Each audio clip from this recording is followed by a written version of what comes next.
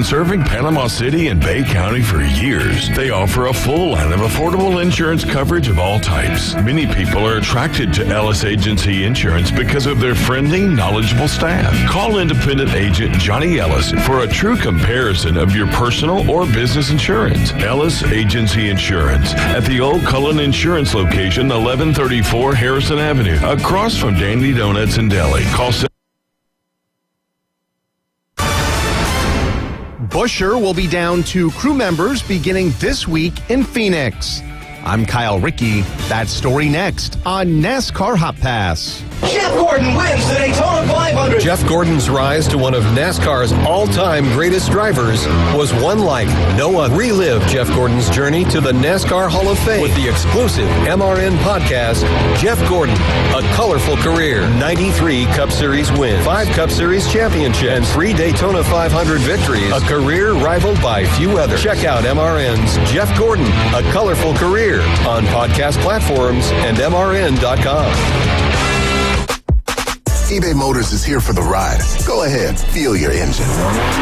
Admire that perfectly installed exhaust. Your vehicle's moving along this freeway like it was made from fresh installs and a whole lot of love. With eBay Motors, you get over 122 million parts to keep it running. And with eBay Guaranteed Fit, they'll be the perfect fit every time. Plus, at these prices, well, we're burning rubber, not cash. Keep your ride or die alive at ebaymotors.com. Eligible items only. Exclusions apply. NASCAR announced penalties from the race weekend at the Las Vegas Motor Speedway. The report included the loss of 2 crew members for Chris Buescher and his Roush Fenway Keselowski racing team after they lost a wheel in the early laps of Sunday's Pennzoil 400. Jackman Nicholas Patterson and tire changer Jacob Prahl have been suspended for the next 2 NASCAR Cup Series weekends, beginning this week in Phoenix. Buescher finished the race 37th after the lap 27 incident. He currently sits 23rd in the championship standings, heading into the second consecutive West Coast race this Sunday at the Phoenix Mile. For more, see MRN.com. I'm Kyle Rickey. This is NASCAR Hot Pass on the Motor Racing Network. WPLQ Port St. Joe, WGSX Lynn, powered by Panama City Toyota. ESPN Northwest Florida. Let's play the game. Sports Talk Radio will never be the same. I just don't think that anybody's going to succeed in that system. It's a bad organization. We're just a bad organization. The Afternoon Underdogs. Onion pickles, onions pickles. Live and local. Look, it's impressive. On ESPN. Northwest Florida. What's going on, Northwest Florida? You are now tuned into ESPN Northwest Florida. You're in the doghouse riding along with the Afternoon Underdogs. I'm David Hayes along with Adam Goff, or as we know him as AG, and Caveman Rick back there behind the glass in the penalty box. I think penalty box works. I think like penalty box, yeah. That fits me pretty good through the sin bin, go. The sin bin, there you go. Back when it was Miles, it was the aquarium. I think that. But what's he in the penalty box for? Is it hacking, slashing? What's his? Probably my mouth. Yeah. But you can't really get penalty. Well, I guess do we game misconduct. Do we call that offsides? Ooh, what should... Gratuitous offsides. How about that? I like it. So that's going to be, when Caveman Rick's back there, it's the penalty box. Got to come up with a name for when it's James back there. Well, we had the terrarium, right? Because he's got the animal guy. Mm-hmm. You know? Oh, yeah. But he's also a hockey dude, too. He's a goalie. So, I mean, you know, it's like the crease. The crease. There you go.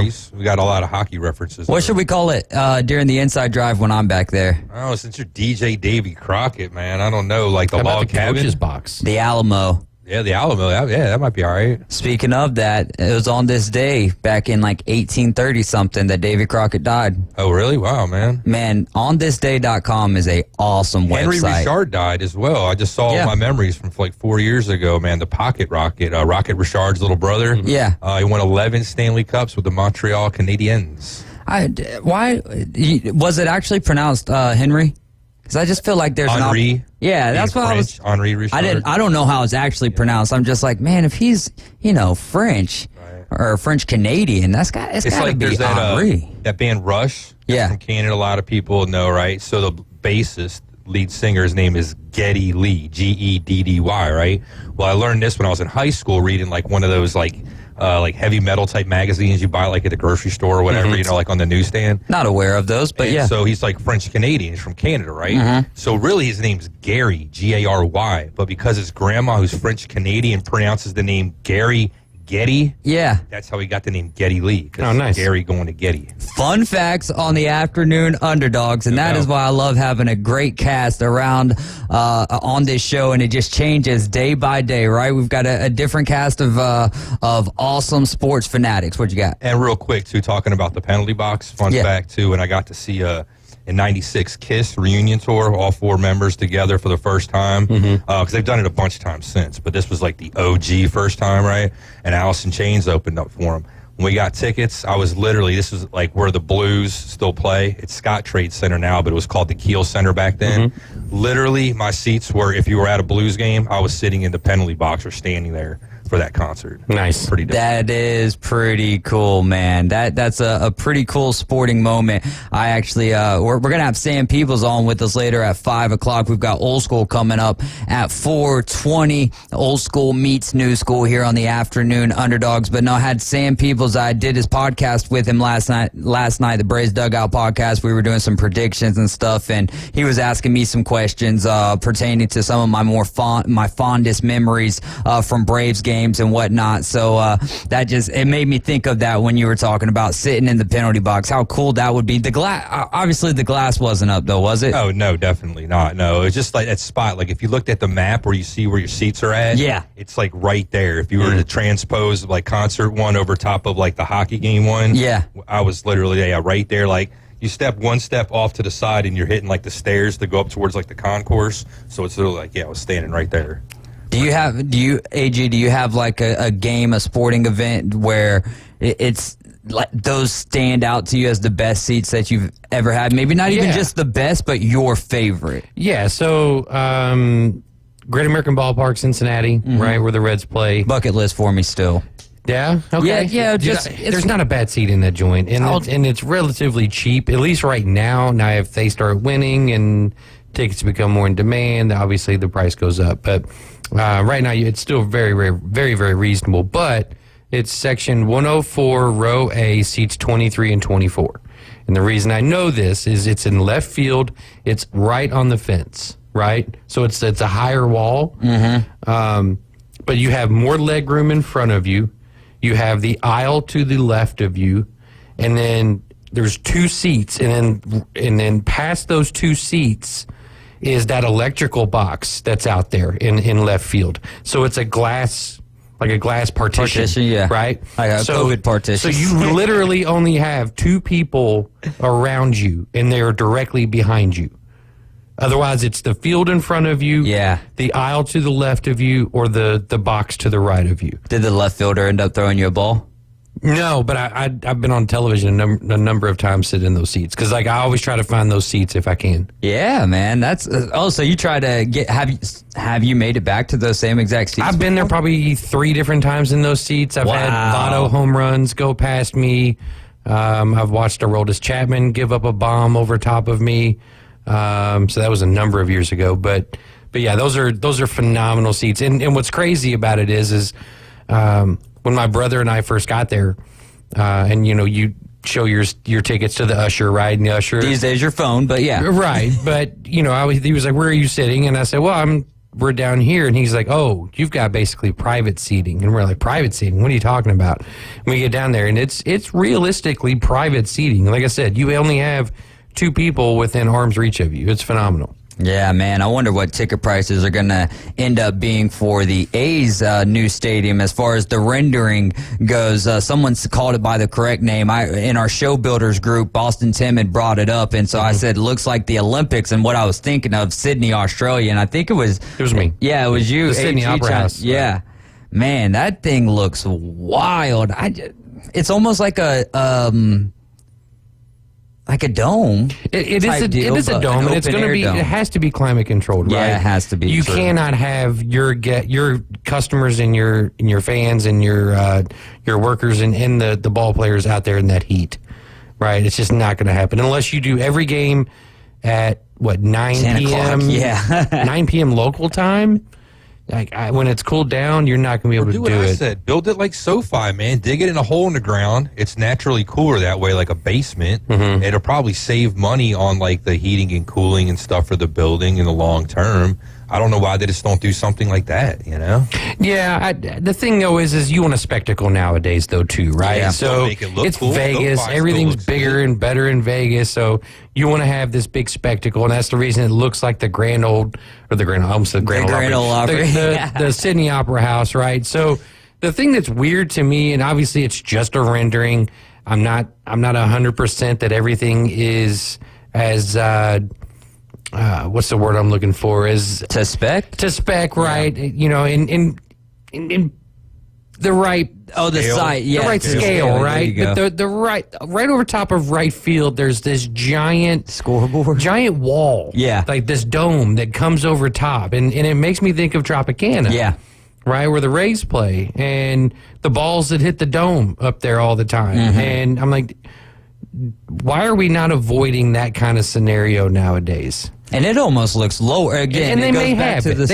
They may have it that way. But to me, just from simple layman that needs glasses, I'm looking at it going, this doesn't look right. Well, and any time that you have that white roof and a white ball is going into that white roof, it makes it hard. I mean, you see those infielders all the time at the Trop when the ball goes up into the air, especially if you're there at the game, and they're kind of looking for it for a few minutes, trying to, a few minutes. Right. It feels like a few minutes. It feels like a few minutes, but looking at it for a few seconds, and then finally when the ball does finally start to fall, then they have a better judgment after it. But why here in 2024 make a stadium with the opportunity that fly balls could be affected by it? Well, and again, it's everything is great in theory, right? So the Houston Astrodome, when it was built, was the spectacle of all spectacles, and AstroTurf, and and they wanted it to be the first dome with all natural sunlight coming in, right? So all the glass panels on top,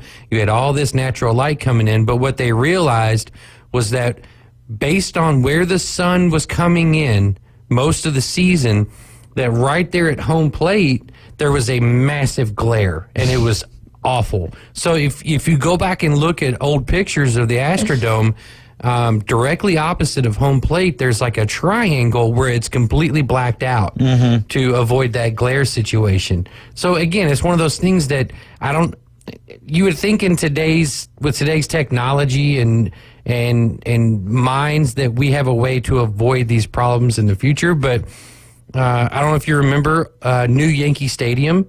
They had to do a remodel after the season was over because they had, I think it was 28 or 29 rows in center field. Like there were 2 seats in each row that you could not see anything but the batter if he was hitting from the right side and that half of the field. The rest of it was completely blocked. So at least they changed that though. They did. They you know what? It's kind of like sitting behind a pole at Fenway or something. I just wish they would come up with a building that's sustainable in such a way that you can update and renovate as necessary. That way the venue can stay there for a very long time instead of every 20 to 30 years having to tear them down and build something new. Have something to where you can have some history there, like you still have some of these old parks that are still around, like Fenway and Wrigley. I just think that would help too with the fan base and just with the team in general. If you have something that you can hang your hat on like that, because it's so rare nowadays. If I was going to own a team and I was going to do a brand new park, I think that would be something that I would try to gravitate towards and try to have a goal of that being my vision.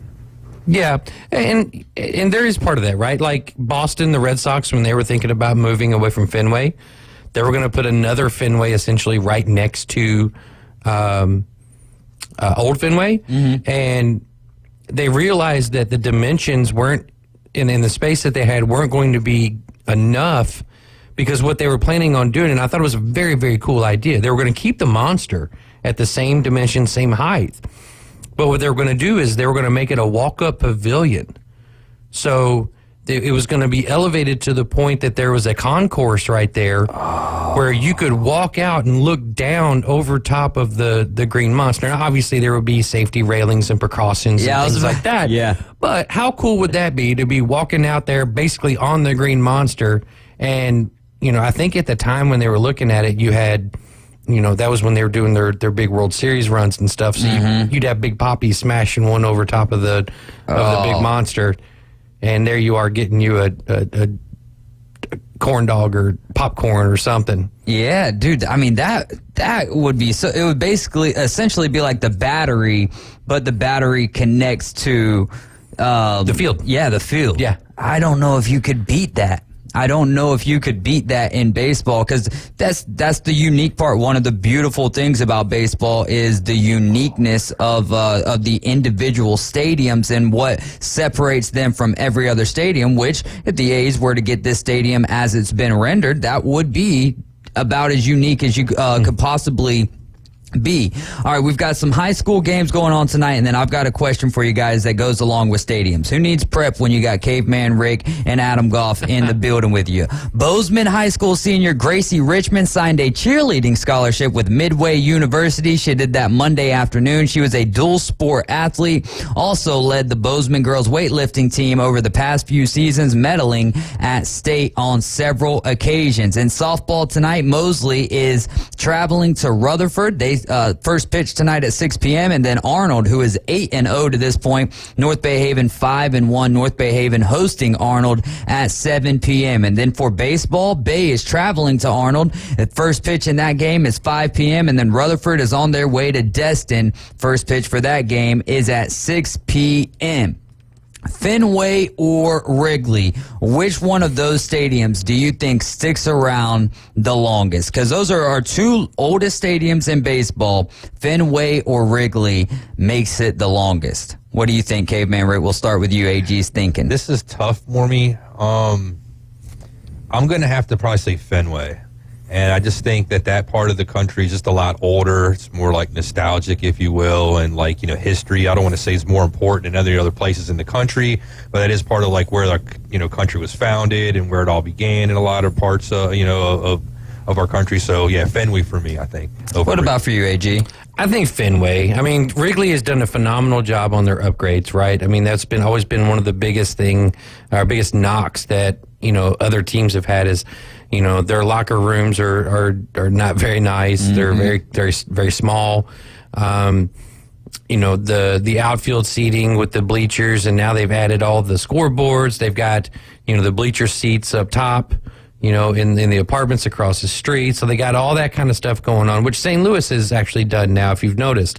In left field by the Battery, there's like a little complex there, and they sell seats right there. It's pretty cool. So you got the Blue Jays, who have something similar to that as well, and then the Braves have Omni Hotel, who has something similar to that as well. So maybe that's the new trend among baseball, is having hotels and terraces you can watch the games from. Right. But I would think Fenway, because the issue with Chicago, I think, isn't as big an issue as it is with Fenway. Like with Fenway, they already tried it and they just didn't have enough space. Yeah. With Chicago, you could theoretically tear down Wrigley, right? Mm-hmm. Move them to Chicago, the White Sox. Just have them split.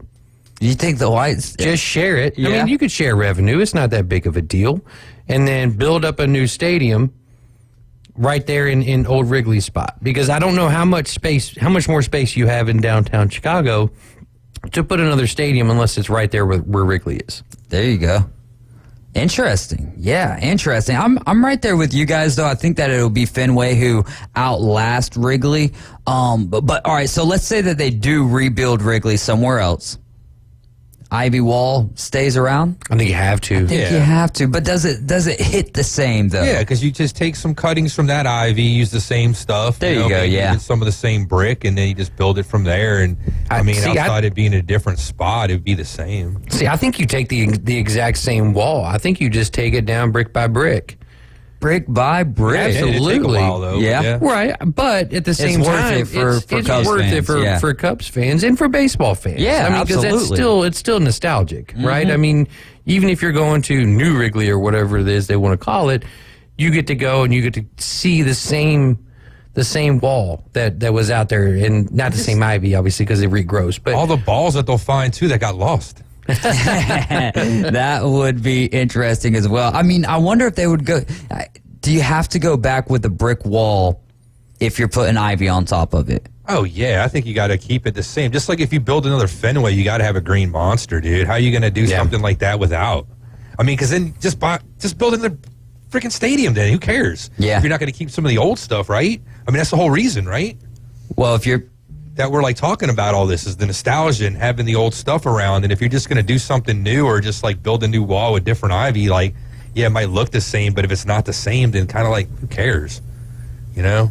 I don't want to clone. I want the exact same if I could. But I guess I get that with the wall. I would be interested to see what they ended up doing. But hopefully it's not anywhere close to that's not something in the works right now, because I really would like to get to the Wrigley that is Wrigley right now before that thing shuts down. And for Great American Ballpark, my ideal Great American Ballpark visit would be on opening day.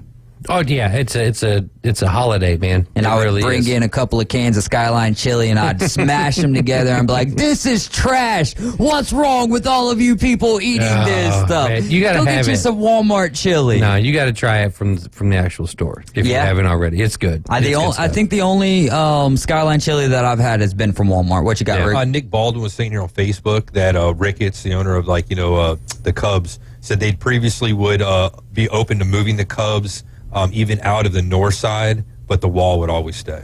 All there right. you go. And then Wright State Chris, kind of the same thing. Do you think the MLBPA would have an issue with player safety with another brick wall? But I think if the Cubs owner wants to bring the wall with him to the new stadium, then that wall's going to be coming with him to the new stadium. So, but again, man, as long as they could keep these classic stadiums, I mean, what's the next closest stadium? What's the next closest stadium to in terms of age? Yeah, when it comes to Fenway and Wrigley and Coliseum and Oakland. Oh yeah, maybe probably so, but that's like not being used. Is now. that it? I think that's it. I was gonna say maybe like we're I don't know. That's pretty old too. How was where the Giants play over there? Oh, that's fairly new. That was Bonds. Well, I thought like I was because they played in Candlestick. I was saying like late '90s. That stadium's probably been around. So I was saying late '90s. That's 30 years. All right, Fenway 1912, Wrigley 1914. Then the next oldest stadium is actually the Dodgers. Oh, sure. Dodger Stadium. That makes sense. Yeah. 62. Who do you think's hit the most home runs at Dodger Stadium? I don't think that I don't think that you guys would get this. This is a great article that I'm. Barry Bonds? Give me an era. I would say late 90s, early 2000s. Late 90s, early 2000s, Dodger with the most home runs. No, it said in the stadium. So I'm thinking it's not a Dodger. That's why I said Barry it is. Bonds. No, it's a Dodger. It would have to be a Dodger. 81 games, the odds alone would speak to being a Dodger. Let me see. My buddy Sal would be the ideal, great players. Ideal to answer he this played one. He played from 91 to 2004, but he was a Dodger from 91 to 2002. 91 to 2002, Dodger. If you added a T to his name, it would be a vegetable. Eric Karros. Eric Karros, with really? 130 home runs, which is just wild to me. Some of the names that you've had there. And I mean, does Shohei Ohtani in his next 10 years, does he obliterate that record? And again, how these many was home it? runs, 130. These home runs have to be at Dodger Stadium. That's though. 3 years, 4 years, 4 years Right. tops for I mean, Ohtani if he's healthy. Oh my gosh! Of a list of the studs, the Mookie stars. has to be close on that list. Yeah, that would be. And this article is from February of this year, so it's currently accurate at this point in time. Mike Trout leads. Man, I'm gonna be using this for trivia. Boy. All right, we've got old school coming up next. You guys are riding along with the Afternoon Underdogs. This is ESPN Northwest Florida. Quick timeout. We'll be right back.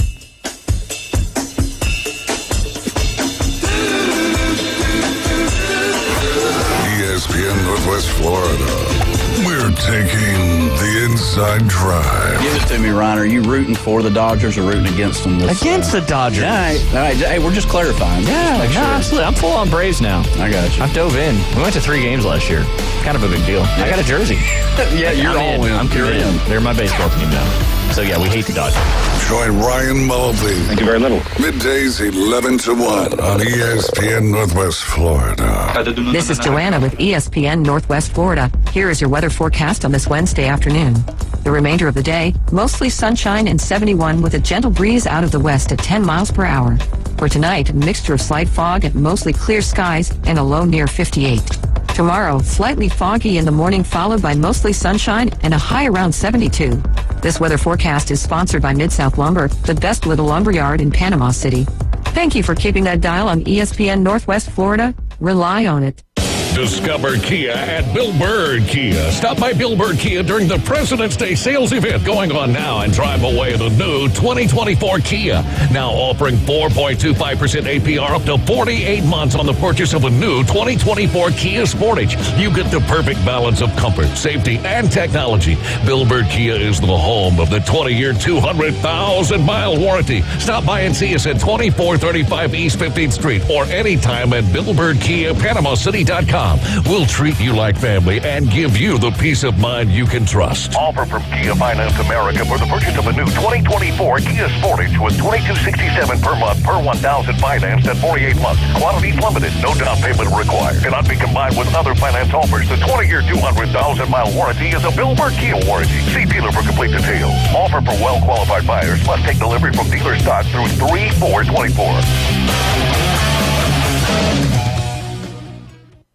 Doing what other stations can't. The Afternoon Underdogs is live and local.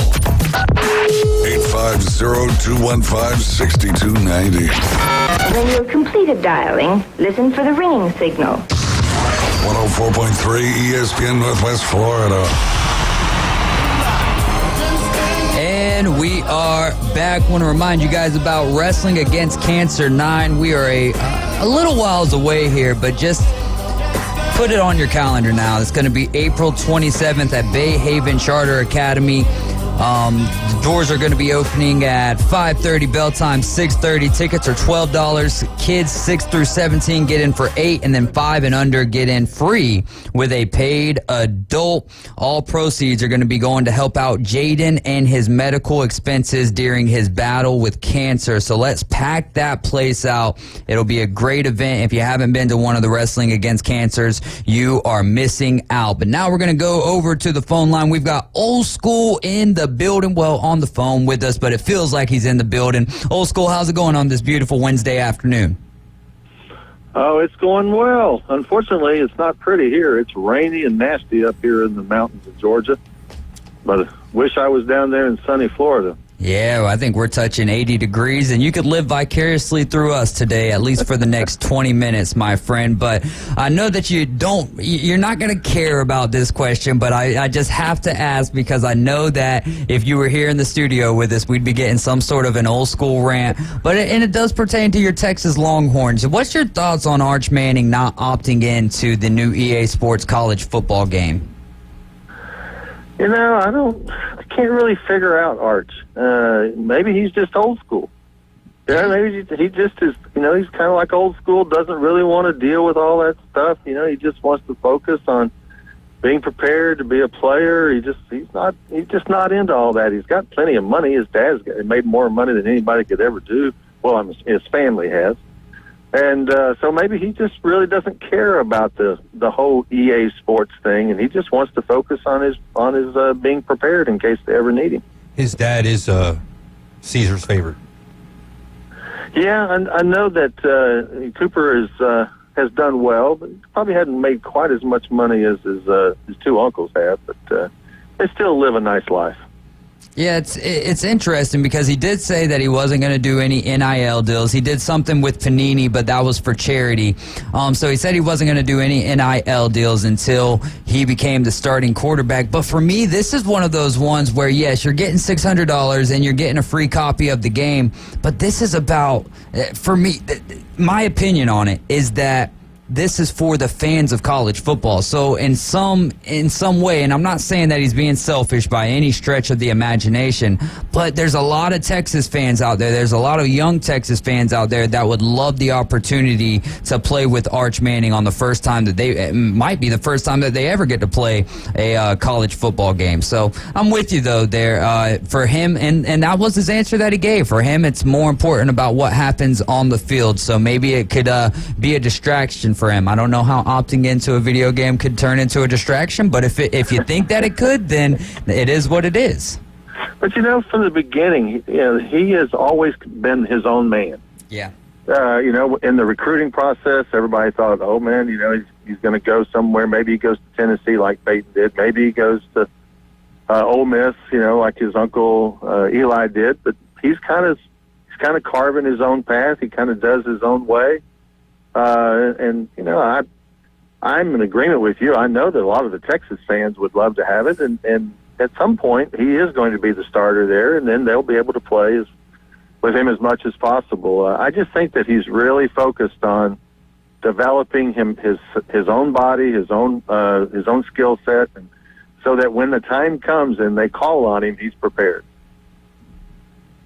There we go. Well, also sticking with football here, what about the Broncos and the marriage with Russell Wilson not working? Do you think that's a Sean Payton thing? What do you think? Why do you think the Broncos are okay with paying $85 million over the next 2 years to not have Russell Wilson on their roster? Man, that's you talk about a bad marriage. That was a bad marriage. I tell you, Peyton. He had such a great relationship with, Sean Payton had such a great relationship with, what's his name? God, I'm drawing a blank. I'm a senior moment, having an old school. With the guy in New Orleans, Drew Brees. But, in this case, I just think that he didn't like some of the off-the-field stuff. The fact that he had his own office in the building, he had his own dietitians. I mean, there was a lot of things there that separated him from the team, because the other members of the team didn't have that kind of stuff that he negotiated in the deal. And I just think that he was ready to cut loose and find his own way. And I don't know who that's going to be. I don't know if they're going to try to trade for Justin Fields or what their thinking is, but that's an expensive divorce. I thought mine was bad. Not anything like that. Hey, old school. So let's stick with that here, right? Because one of Dave's questions was, what do you think the best fit for Kirk Cousins would be, if not the Vikings? And for me, I think the Broncos make sense. What are your thoughts? Well, I thought that too. I really thought that's where he was going. There's a lot of rumors here in Atlanta are having Kirk Cousins coming to Atlanta to go to the worthless Falcons. Because apparently there was a lot of discussion, there was a lot of talk that Justin Fields they were going to trade for Justin Fields. And then last week during the Combine, all of a sudden the word was out on the street that they were moving away from Fields, and they were going all in on bringing the guy from Minnesota. And I'm like, wow, where did that come from? But I think that for what they want, they're looking for a guy that is seasoned and prepared, and maybe that's after the debacle, which was their quarterback play last year. Maybe they're just thinking we're going to make sure that when we put our quarterback out on the field this next season, that he's prepared both mentally and prepared from a physical standpoint to be able to move the team and be successful. Yeah, I mean, would you put more of the blame on Sean Payton for the year that the Broncos had last year, or does that fall more on Russell Wilson to you? I think it falls on Russell Wilson. I mean, that's just my feeling, is it's falling on Russell Wilson. I have yet, maybe you guys have heard it, excuse me, but I haven't heard a lot of players coming out on the Broncos roster in defending him.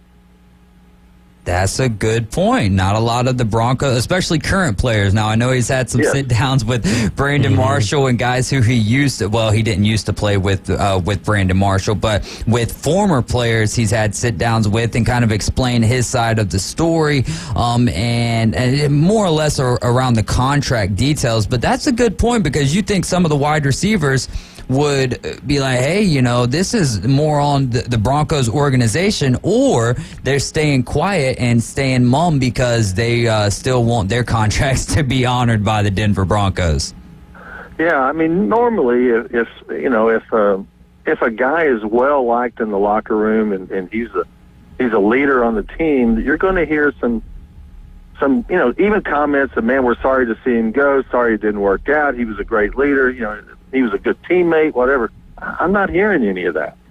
So for me, it kind of makes me wonder if maybe, the trouble was in the locker room as well as up in the GM's office. Yeah, before Sean Payton got there, he kind of had his own little private office, and so there is some signs of a big ego there for Russell Wilson, which quarterbacks do tend to have those egos, but maybe he took it a little over the top. I was going to say, you can even find serial killers, right? They'll have some neighbor that'll say, oh, he was such a nice guy. I didn't think nothing, So, I mean, if Russell Wilson doesn't have anybody come in his defense, so come on, man. That does something right there. That's pretty glaring. But, I mean, Kirk, if you look at Kirk Cousins now, he is getting that support from his teammates. Yeah. They're talking about what a leader he is in the clubhouse.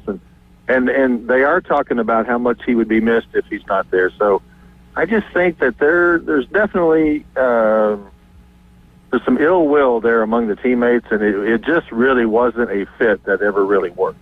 I think a good fit for Russell Wilson, not that it's going to be conducive to a win-loss record, to the loss record, I think it will, but the Raiders, they just always find themselves in some sort of terrible debacle with the quarterbacks. I think the Raiders just might as well go ahead and bite the bullet, see if they can make a trade with the Broncos or get Russell Wilson on the cheap, because if he is going to be getting paid $43.5 million next year from the Broncos and then $35.5 million the next year, my math's not mathing right there, but if he's going to be getting a ton of money from another organization, then why not sign a $10 million? If you get a quarterback these days for $20 million, then that's great stuff. One of the names that I've been hearing about for the Raiders, is the Baker Mayfield. People are talking about they could get Baker Mayfield pretty cheap. And, he's really wanting to stay in Tampa Bay, from what I understand. But if I was out there with the black and silver of the Raiders, I'd be testing the waters there with Baker Mayfield. He's kind of got an edge on his shoulder. He kind of has that attitude, and I think he would be a good fit with the Raiders. There you go. Do the opposite of Brad Johnson. Russell Wilson can't make any more money.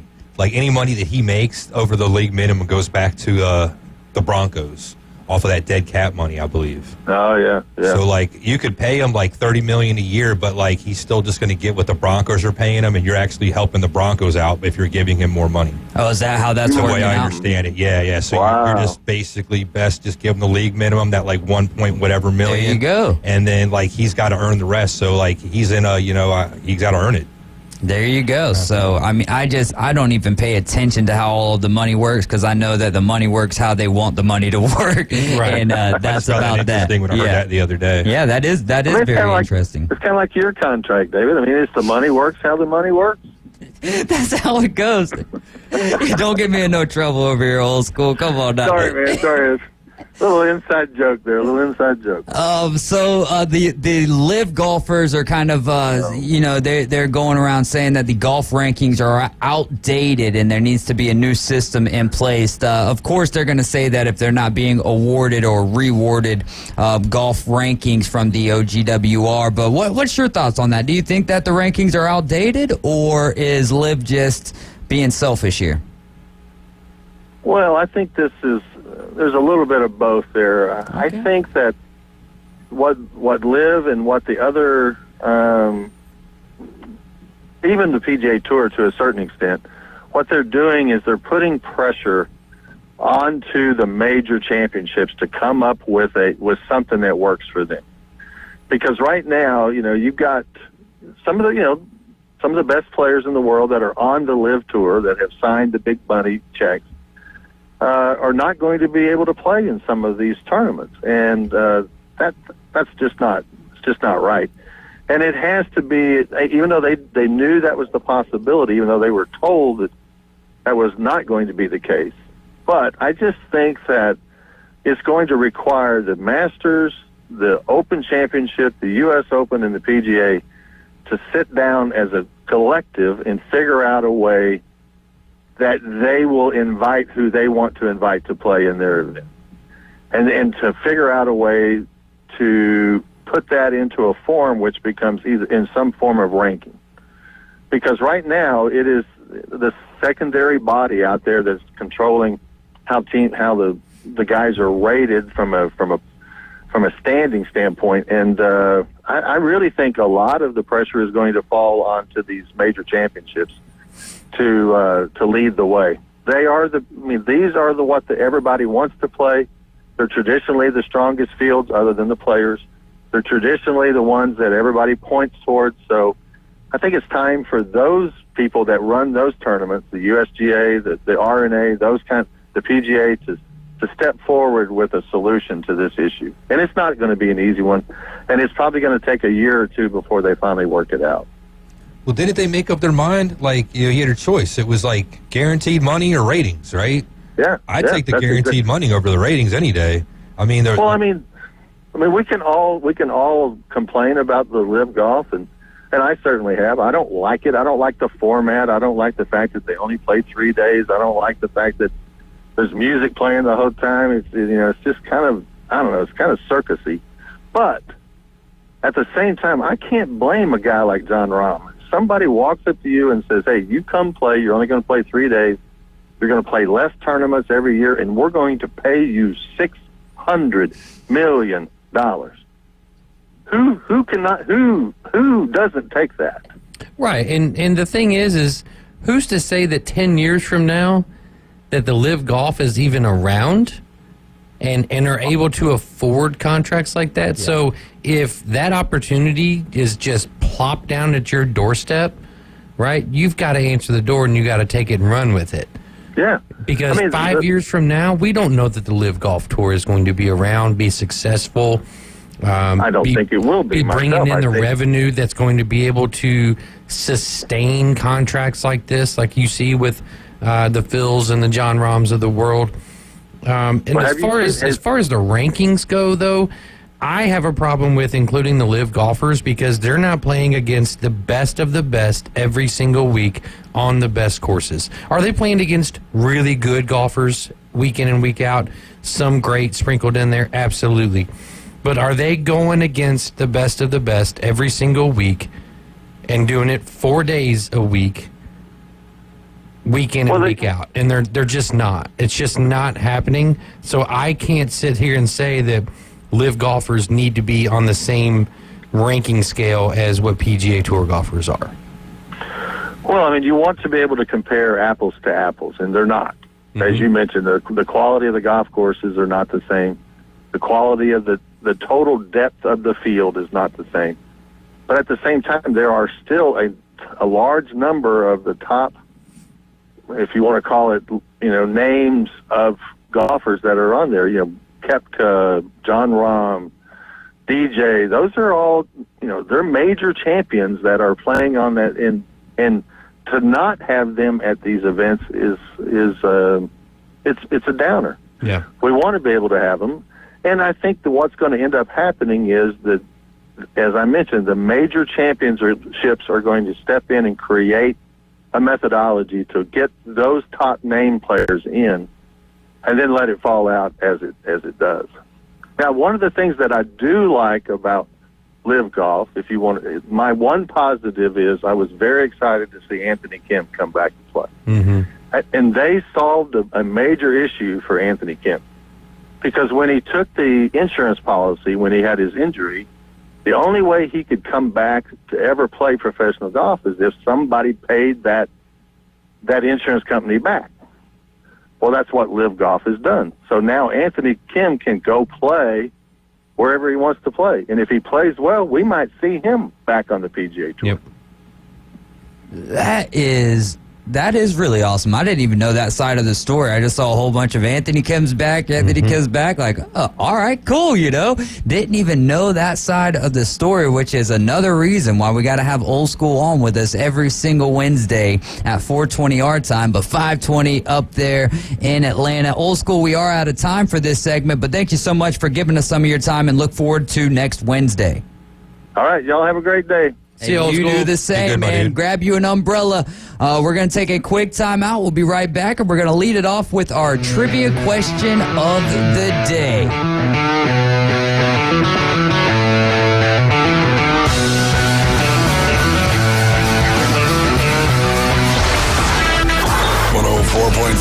ESPN Northwest Florida presents the madness of college basketball.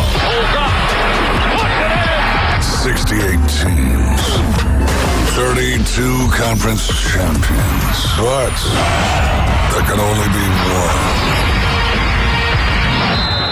ESPN Northwest Florida is your exclusive radio home for the NCAA College Basketball Tournament. This is Joanna with ESPN Northwest Florida. Here is your weather forecast on this Wednesday afternoon. The remainder of the day, mostly sunshine and 71 with a gentle breeze out of the west at 10 miles per hour. For tonight, a mixture of slight fog and mostly clear skies and a low near 58. Tomorrow, slightly foggy in the morning followed by mostly sunshine and a high around 72. This weather forecast is sponsored by Mid-South Lumber, the best little lumber yard in Panama City. Thank you for keeping that dial on ESPN Northwest Florida. Rely on it.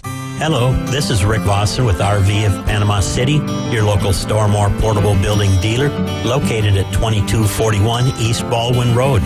Shopping for a garage, portable building, cabin? We build them anywhere from 8 to 16 foot wide, 10 feet to 60 feet long. We can do insulation, electricity, transom dormers, thermal windows. Come, let's customize a building together. Rick Vossen, Stormore Portable Building Dealer, Panama City. Hey folks, Chris Kramer with Bill Kramer GM. And the best place to listen to the Inside Drive with Ryan Mulvey is inside a brand new vehicle from Bill Kramer GM. And I want you to know we've got 10 times the amount of inventory on the ground as we did this time last year, and darn near all of them are discounted. So shop us online at BillKramerGM.com or visit us the corner of Frankfurt and 23rd. We'll make it easy and take great care of you. Now back to the Afternoon Underdogs. But I wonder how much time he really kind of put into the playbook. Where it's halftime all the time. He may be the cream of this crop of quarterbacks. The Afternoon Underdogs. Well, they got to do something here, but otherwise this is just going to be another lost season. ESPN Northwest Florida. You've got about 15 minutes until Bay and Arnold have the first pitch over there. But this Friday, March 8th from 11 a.m. to 2 p.m. at the Bay High football practice field, Bay High Baseball is going to be having a fish fry, and plates are just $12. I guess you can go ahead and get on the Venmo and shoot them $12 at Tornado-Baseball. You can also text 850-272-9358. That's 850-272-9358 to place your order. But this Friday, March 8th from 11 a.m. to 2 p.m., they're going to have grouper shrimp fries and baked beans. And the grouper shrimp and fries are going to be provided by Tarpon Dock Seafood. Nice. So I'm going to go ahead and get me a plate of that, man. That sounds really good. What's your favorite thing to go with grouper? Fried grouper. Fried grouper, we do just some macaroni and cheese, man. Just simple macaroni and cheese. There you go. I think I could be content with just some grouper and some hush puppies at that point. Do you dip it in anything, or are you good just all by its own? Just I'm not a tartar sauce fan, and it depends on tartar sauce. It depends on the seasoning too. I consider tartar sauce to be like the ranch of the seafood world. Yeah, I don't know. I'm just. But I can't drink. Sauce. I can't drink tartar sauce, but I could drink ranch if it comes. if it comes from like. If they use the Hidden Valley packets and the buttermilk, and you make it like that, I'd drink the snot out of some ranch. No ranch, no tartar sauce. And for fried fish, I'd rather have it beer battered, like with malt vinegar, like English style. Good. Not a big fan of that myself personally. I hear you, but you're Southern. Well, I mean, for the most part, but that's more Northeast, like fish and chips. The beer batter, I'm down, but the malt vinegar I could do without. But the beer batter's good. Banging. Like some tempura batter. Yeah. Mm-hmm. I'm more like just regular old batter, but if it comes that way, if it comes beer battered, then I'll smash it either which way. It doesn't really matter. Trivia question for today. Which Chicago Cubs player had to take time off due to a violent sneeze? Which Chicago Cubs player had to take time off due to a violent sneeze? This happened back, I believe, 2004. You can call now, 850-215-6290. You can take a guess. I won't tell you if you're right or wrong in it. I want to say it was like a rib injury or like an oblique injury. It was something in the midsection, maybe? Nope, started dealing with back spasms after this. Okay. Now, I'll give you guys a wrong answer just because when I first thought of this, and maybe we're thinking of the same guy, but when I first read the trivia question, I thought Carlos Zambrano, but that is not the correct answer. I'm thinking more. You know the answer? No, I don't. I know the story. I just can't remember the. I'm thinking more Mark Pryor. Okay. Yeah, that's not the, well, we'll find out. 850-215-6290. On this day in 1923, MLB St. Louis Cardinals announced their players will wear numbers on their uniforms. In 1945, George Nissen of Cedar Rapids, Iowa, receives a patent for the first modern trampoline. What's your favorite move to hit on a trampoline? Mine these days is to jump up and down. Just watch. Just watch. That might be actually, I'm getting a lot closer to that method. Caveman Rick, you got anything fun dealing with the not trampoline? Not really fun. Just we used to fight on them, and I got knocked out cold before, getting kneed in the head. Yeah. Oh, woke up yeah. laying on my back looking straight up, What was that game we used to play? Popcorn. It would be like essentially where someone jump. sits down on the trampoline. You just so you can bounce really high. You just bounce them up as high as you can. In 1972, Jack Nicklaus passes Arnold Palmer as golf's all-time money winner. And then in 1985, future undisputed world heavyweight boxing champion Mike Tyson knocks out Hector Mercedes with 147 left to go in round 1 of 4 rounds in Albany, New York, in his first professional fight, and would go on to have a heck of a career. Iron Mike. Mm-hmm. What was one of y'all's favorite? I don't have any true memories of Mike Tyson of watching pay-per-view fights, but do y'all have one that stands out to y'all? First was like this, not pay-per-view. My pop-up who got me into sports talk radio and everything, sitting in their living room, in Bordentown, New Jersey, says one night, hey Ricky, you want to see something? Come over here. So I come over, and he starts telling me, you see this guy right here? And he's pointing at Mike Tyson. He says, watch this. And about a minute and a half, 2 minutes into the fight, the dude he was fighting, I don't know who the heck it was, he was laying on his back and he was out cold. Mm-hmm. Yeah. And he said, you're going to see something. And then you know what? I sure as hell did.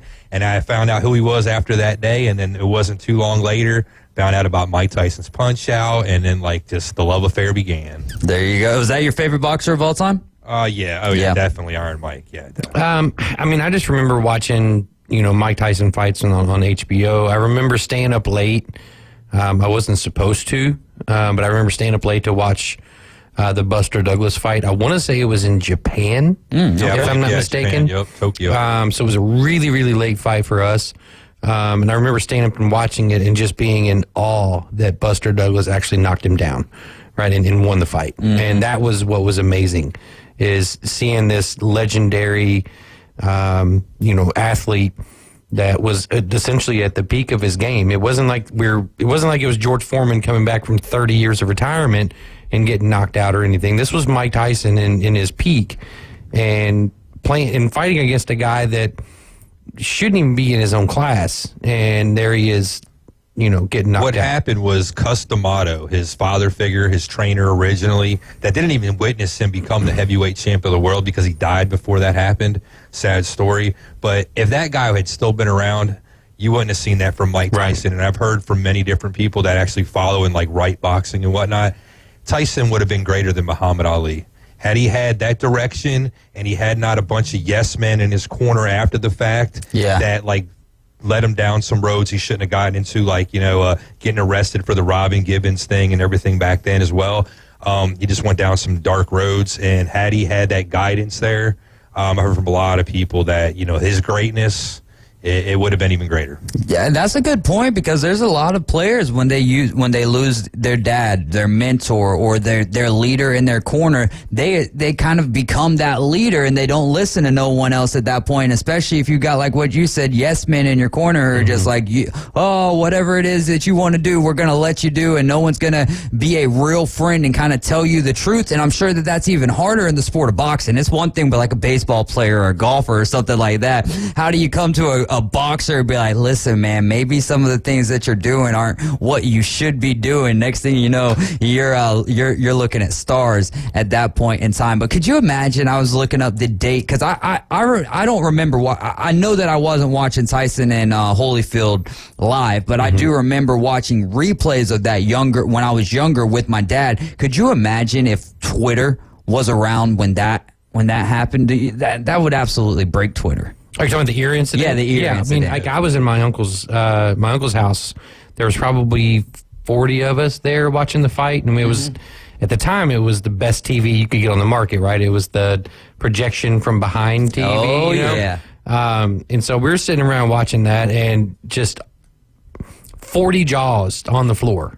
Just on the floor, trying to figure out exactly what we were witnessing. Because that whole fight leading up to it was so hyped up. I mean, it was the best thing sports wise that we had probably ever or were going to witness up until that point, because it was two legendary boxers going head to head, and then it ends that way.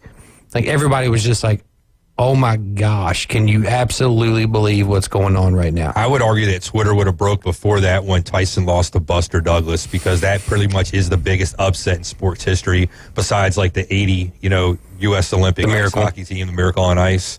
I mean, that was a big deal when he lost to Buster Douglas. It was huge. That was shocking. That was that was huge. That was earth-shattering that day that happened. Wow. I mean, if like you said, you didn't realize because of the time and your age and everything, but that was probably, from what I remember, because Miracle on Ice was 1980, I was 3 years old, right? Right. That was the biggest earth-shattering sports moment in my lifetime up to that point. Yeah, because I really didn't have any recollection of my first knowledge of the Miracle on Ice was the movie Miracle. And that was a great movie, and that kind of just started me to do a little bit more research on that. But I had no idea, but just the magnitude of how big it was. Such a favorite, man. It's such just larger than life character. You know what I mean? Well, I want to share a story with you guys real quick. It has to do with sports, but it's not, not team sports necessarily. The 2024 Iditarod sled dog race, which started this last Saturday, which is a tradition that they have over there in Alaska to kind of keep it helps out the Alaskan Huskies, and it also keeps that part of Alaskan history in the forefront of people's minds over there. But the guy who won it in 2021, who actually has the course record, Dallas Seavey, and the course record's like 7 days. It's a long race, it's grueling. Week-long race. It's grueling, 100%. So he had to kill a moose after it became entangled with his dogs, and that dog did have to end up it got air flighted to a hospital. I think the dog is okay, but so when that happens, though, when you have to kill a big game, a big game wildlife, you have to stop and you have to gut the animal right there. You have to take care of everything. This hasn't happened in 40 years in this particular tournament. So according to that rule, if an edible big game animal is killed during the race, under these conditions, the musher is required to gut the animal and report the kill at the next checkpoint. And any mushers that are trailing the incident must help salvage the meat, and no team can pass until the initial team is on its way forward. And moose can be pretty big. So here's my first question that pops into my mind. So you're the team that's trailing him, right? Right. So you're the team that's trailing him. The first one, you're coming up. where do you start on this, right? Do you start at the Hawks? Do you take the tail? Where do you go first to salvage something off of this animal? Well, the opposite side of where he's ever started, I'm sure, right? Like, so, because he'll probably be starting at the back end. But, I mean, I'm trying to get there wherever the best meat is, right? Right, but don't you go, like, the quickest you can get in and out first? Isn't that the goal? But you mean everybody's got to be done, though. You can't leave until it's all done. So it really doesn't matter how long it takes. The thing is to get it done, though, before, I guess, other sleds like come up behind. That way you don't have like a gridlock, and then you have like 5 or 6 sleds all leaving at the same time, and now it's like a whole shot. Who can get the whole shot? The best, course to finish the race or whatever. Right. Wow, though, I had no idea, because I figured it would be like you go up to the checkpoint, you're like, hey, y'all need to get some people down there. We had to take care of, because if it's not edible, absolutely. But I also could see you going up to the checkpoint and saying, hey guys, we've got this incident that happened. Maybe you can get some of the villagers or whatever, whoever's around to go take care of that. But no, they are responsible for it. Now, if it's like a wolf or something like that, then they just have to let people know at the checkpoint. They don't have to end up gutting it and dressing it there. So that's wild. To me, it reminds me of like playing like Oregon Trail as a kid, where you had the yolk and all that stuff. Like that to me is insane. To me, it's awesome. It's not awesome the animal lost his life, but it's awesome that they have the wherewithal to have a rule set in place to where it's like, hey, we're going to respect this animal and do the right thing by it. Yeah, and then it feeds people at that same very token, which, I mean, is kind of one of the purposes of animals at that point. And but I was wrong about Falou, which is the name of the husky dog there. He was flown to a hospital for treatment. He's actually in critical condition as of yesterday. That's a tough fight, though, between a moose and a dog. But hopefully he pulls through, man, and can get back to pulling some sleds in the future. You guys are riding with the Afternoon Underdogs. We're talking baseball with Sam Peebles coming up next.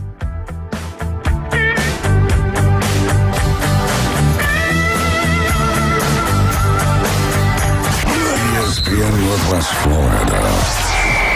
It's the Coach James Hale Show. We got 2 of the champions in here right now on a soccer team. Coach is on his way. I know that the superintendent was also at the game, which is huge, And I love that guy. Yeah, that means a lot, seeing everyone like come support us. Y'all played for it 4 years straight, right? Yes, sir. Weekday morning 7 to 9. ESPN Northwest Florida. This is Joanna with ESPN Northwest Florida with your Wednesday's weather. Tonight there will be a light breeze out of the north, mostly clear skies and 58. Mostly sunshine tomorrow morning, about the same at 71. In the afternoon and evening, mostly sunny and a gentle breeze right around 8 miles per hour with a high of 72. The same at 72 Friday, and we'll have mostly clouds most of the day except a chance of thunderstorms in the evening. This forecast is brought to you by Earthworks of Northwest Florida. Thank you for listening to ESPN Northwest Florida. Rely on it. Hi folks, it's Tracy with Tracy's Fine Jewelry and Coin and Bullion Reserves. Did you know that we do more than just sell some of the finest jewelry in town? We can engrave on your wedding band, locket, Yeti cup, or almost anything. Need your watch battery changed? We can do that too. Our expert will even evaluate your coin collection. And of course, we always pay top dollar for your old gold and silver jewelry. See, there's a lot more to Tracy's Fine Jewelry than a lot of pretty sparkly things. Come and see us today at Tracy's Fine Jewelry. WVLQ Port St. Joe, WGSX Lumen. Powered by Panama City Toyota. ESPN Northwest Florida. Hey there, business owners. Do you feel lost in a sea of numbers, struggling to navigate your day-to-day accounting? At Lighthouse CPAs, they specialize in guiding businesses to make more money and keep more of what you make. From bookkeeping to tax planning, they've got you covered. Plus, with their user-friendly software, managing your finances has never been easier. Spend less time on paperwork and more time growing your business. Call Lighthouse CPAs 850-785-5254. They're number 1 in the men's room. I hope this place comes with toilet paper. The Afternoon Underdogs. Oh, geez, this is going to be a photo finish. On ESPN Northwest Florida. And And we are back. This is hour number 2 of the Afternoon Underdogs, and you guys are listening to ESPN Northwest Florida. Tonight, after the Afternoon Underdogs, is going to be the Magic and the Wizards. That game tips tonight at 6 p.m. Now we're going to get over to the phone line with our good friend Sam Peebles. He is the creator of the Braves Dugout podcast. He is also a contributor for Fansided, Tomahawk Take, and ESPN Northwest Florida. Sam, what's going on, my friend? Hey, how's it going? Oh, we are doing wonderful over here. How's the weather up there in Virginia? It is really rainy and really cold. Ooh, what's the degrees looking like? Like 45, 50? Yeah, it's around 50-ish. Ooh, man, we're looking at a 73 right now, according to the DJB. 73 degrees and nice and sunny over here, so hopefully you'll be back in this area soon. But we'll start off with Ian Anderson. What's your thoughts for Ian Anderson in 2024? He won't be starting in the major leagues, but do you think that we can see strides after the injury last year of what we've been hoping for from Ian Anderson? Well, he did get, the reason he got sent down already was because he had some issues with his elbow. So obviously we're going to want to monitor that, but I don't foresee him having anything more than spot starts here and there. There's a lot better options available. Unfortunately for him, you want to see him do well, especially, how he performed in the 2020 season. He was kind of like almost a postseason hero type deal, and he was looking really sharp in 2020, but the metrics are not showing anything that make me optimistic. He has a hurt elbow early on. Unfortunately, I don't think we can expect a lot from him this year. Well, but we've got a pretty good pitching staff outside of Ian Anderson. What do you got, AG? Oh, hey, Sam, it's AG. How are you, brother? Good. I was going to say that, it's a good thing you got Hurston Waldrop coming up here soon, I think, right? Yeah, and he's only one of a few. I mean, you've also got A.J. Smith-Shawver as well, who are both of them are in the top 100 prospects for the Braves. So, it's not the end of the world for the Braves if Ian Anderson doesn't pan out. Yeah, there you go. I was just, honestly, for some reason, I thought that he was included in a trade last year to the Tigers for some reason. But who was it that went to Detroit? That was Justin Henry Malloy. And yeah, he's actually doing pretty well. He's killing and it. then, yeah, that was a solid trade on both ends. But also, a few years ago, we saw Joey Wentz, who was in the Braves farm system, got traded to the Tigers, and just this one's kind of the opposite. He has had I think he has had the worst performance of any qualified starting pitcher last year. So, working out for the Braves there. There we go, man. As it normally does when Alex Anthopoulos is involved with any type of trades or free agent dealings there. And do you think Marcell Ozuna is going to be playing some first base throughout the regular season just to kind of spell Olsen? I think it's just very calculated in being the backup plan should Matt Olson get injured, because if you think about it, the backup plan for first base is really slim for the Braves. I mean, they have the options of Luis Guilherme or David Fletcher playing first base. I think you'd much rather have Ozuna playing first base in that scenario and figure something else out for DH. Yeah, it makes a lot of sense. I mean, heck, he is one of the only members of the Braves outfield that's got a Gold Glove. That is still so wild to think about, man. Let's talk about some must-watch players for each division. So just one player for each division. We'll start off in the National League, and we'll start from west to the east. So give me one player to watch in the West, and maybe if you got to go Shohei, you can go Shohei. But if you want to give me some maybe obscure must-watch players, that's fine too. But let's start off with the National League West.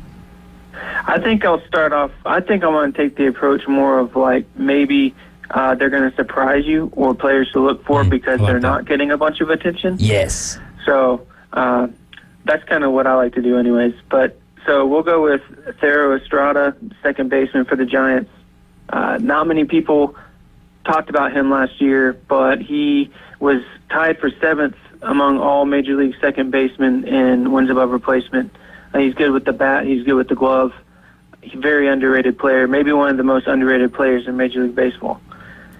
I like that. We'll go over to the Central, and AG right now has got his fingers crossed, hoping that you pick a Cincinnati Red. But give me a player to watch in the National League Central. There are a lot of exciting players on the Reds. It's going to be fun to see their young core, but I'm not going to go with the Reds just because that's not who came to my mind at first. So I don't want to seem like I'm being biased in any way. But I'm going to go with Brian Hayes of the Pirates. He's got a league average bat, but he's one of the best defenders we've seen in years. So I'm looking for a lot of web gems from him this year, and a really exciting player to watch. Third baseman for the Pirates. And Brian's interesting because that lineup is, granted, he's not the best offensively, but that lineup last year was so riddled with injury, particularly O'Neal Cruz. But now they get O'Neal Cruz back healthy. You get Henry Davis, who has some time under his belt. And then you get Liover Peguero, who is very, very underrated there. So I really, really like that pick. Even though it's not a Red, I actually am high on the Pirates. I'm actually high on the entire NL Central, to be honest. I think it's going to be very competitive. And the young talent that's there, I think, is going to be very exciting. All right, we'll stop right there. Sam, how do you feel about that? I think the National League Central is going to surprise a lot of people on the offensive side of the ball. I think they're going to disappoint a lot of people on the pitching side of the ball. I like that. I like that answer. And so for you, AG, competitive, that doesn't necessarily mean that you're going to have great teams in the NL Central as much as when those guys are playing each other. They're going to be a division that you might not know who the winner is until the final week of the season. Oh, I think 100%, right? I think they're all going to be there. We're in a balanced schedule now, right? So there's no more. We're playing the NL Central more than we are NL East or so on and so forth, and so it makes those games a little bit more crucial, those head-to-head matchups. But yeah, I mean, Sam's absolutely right. The Cardinals pitching staff is abysmal. They just lost Sonny Gray to injury. We don't know for how long. He was supposed to be their guy. Bringing him over from Minnesota. The Cubs pitching is young, unchallenged. Can they take a step up like a Justin Steele? Can he make the next step? They got the Japanese pitcher. I'm coming up short with his name right now, but they just signed him. Is he going to be able to do what he needs to do?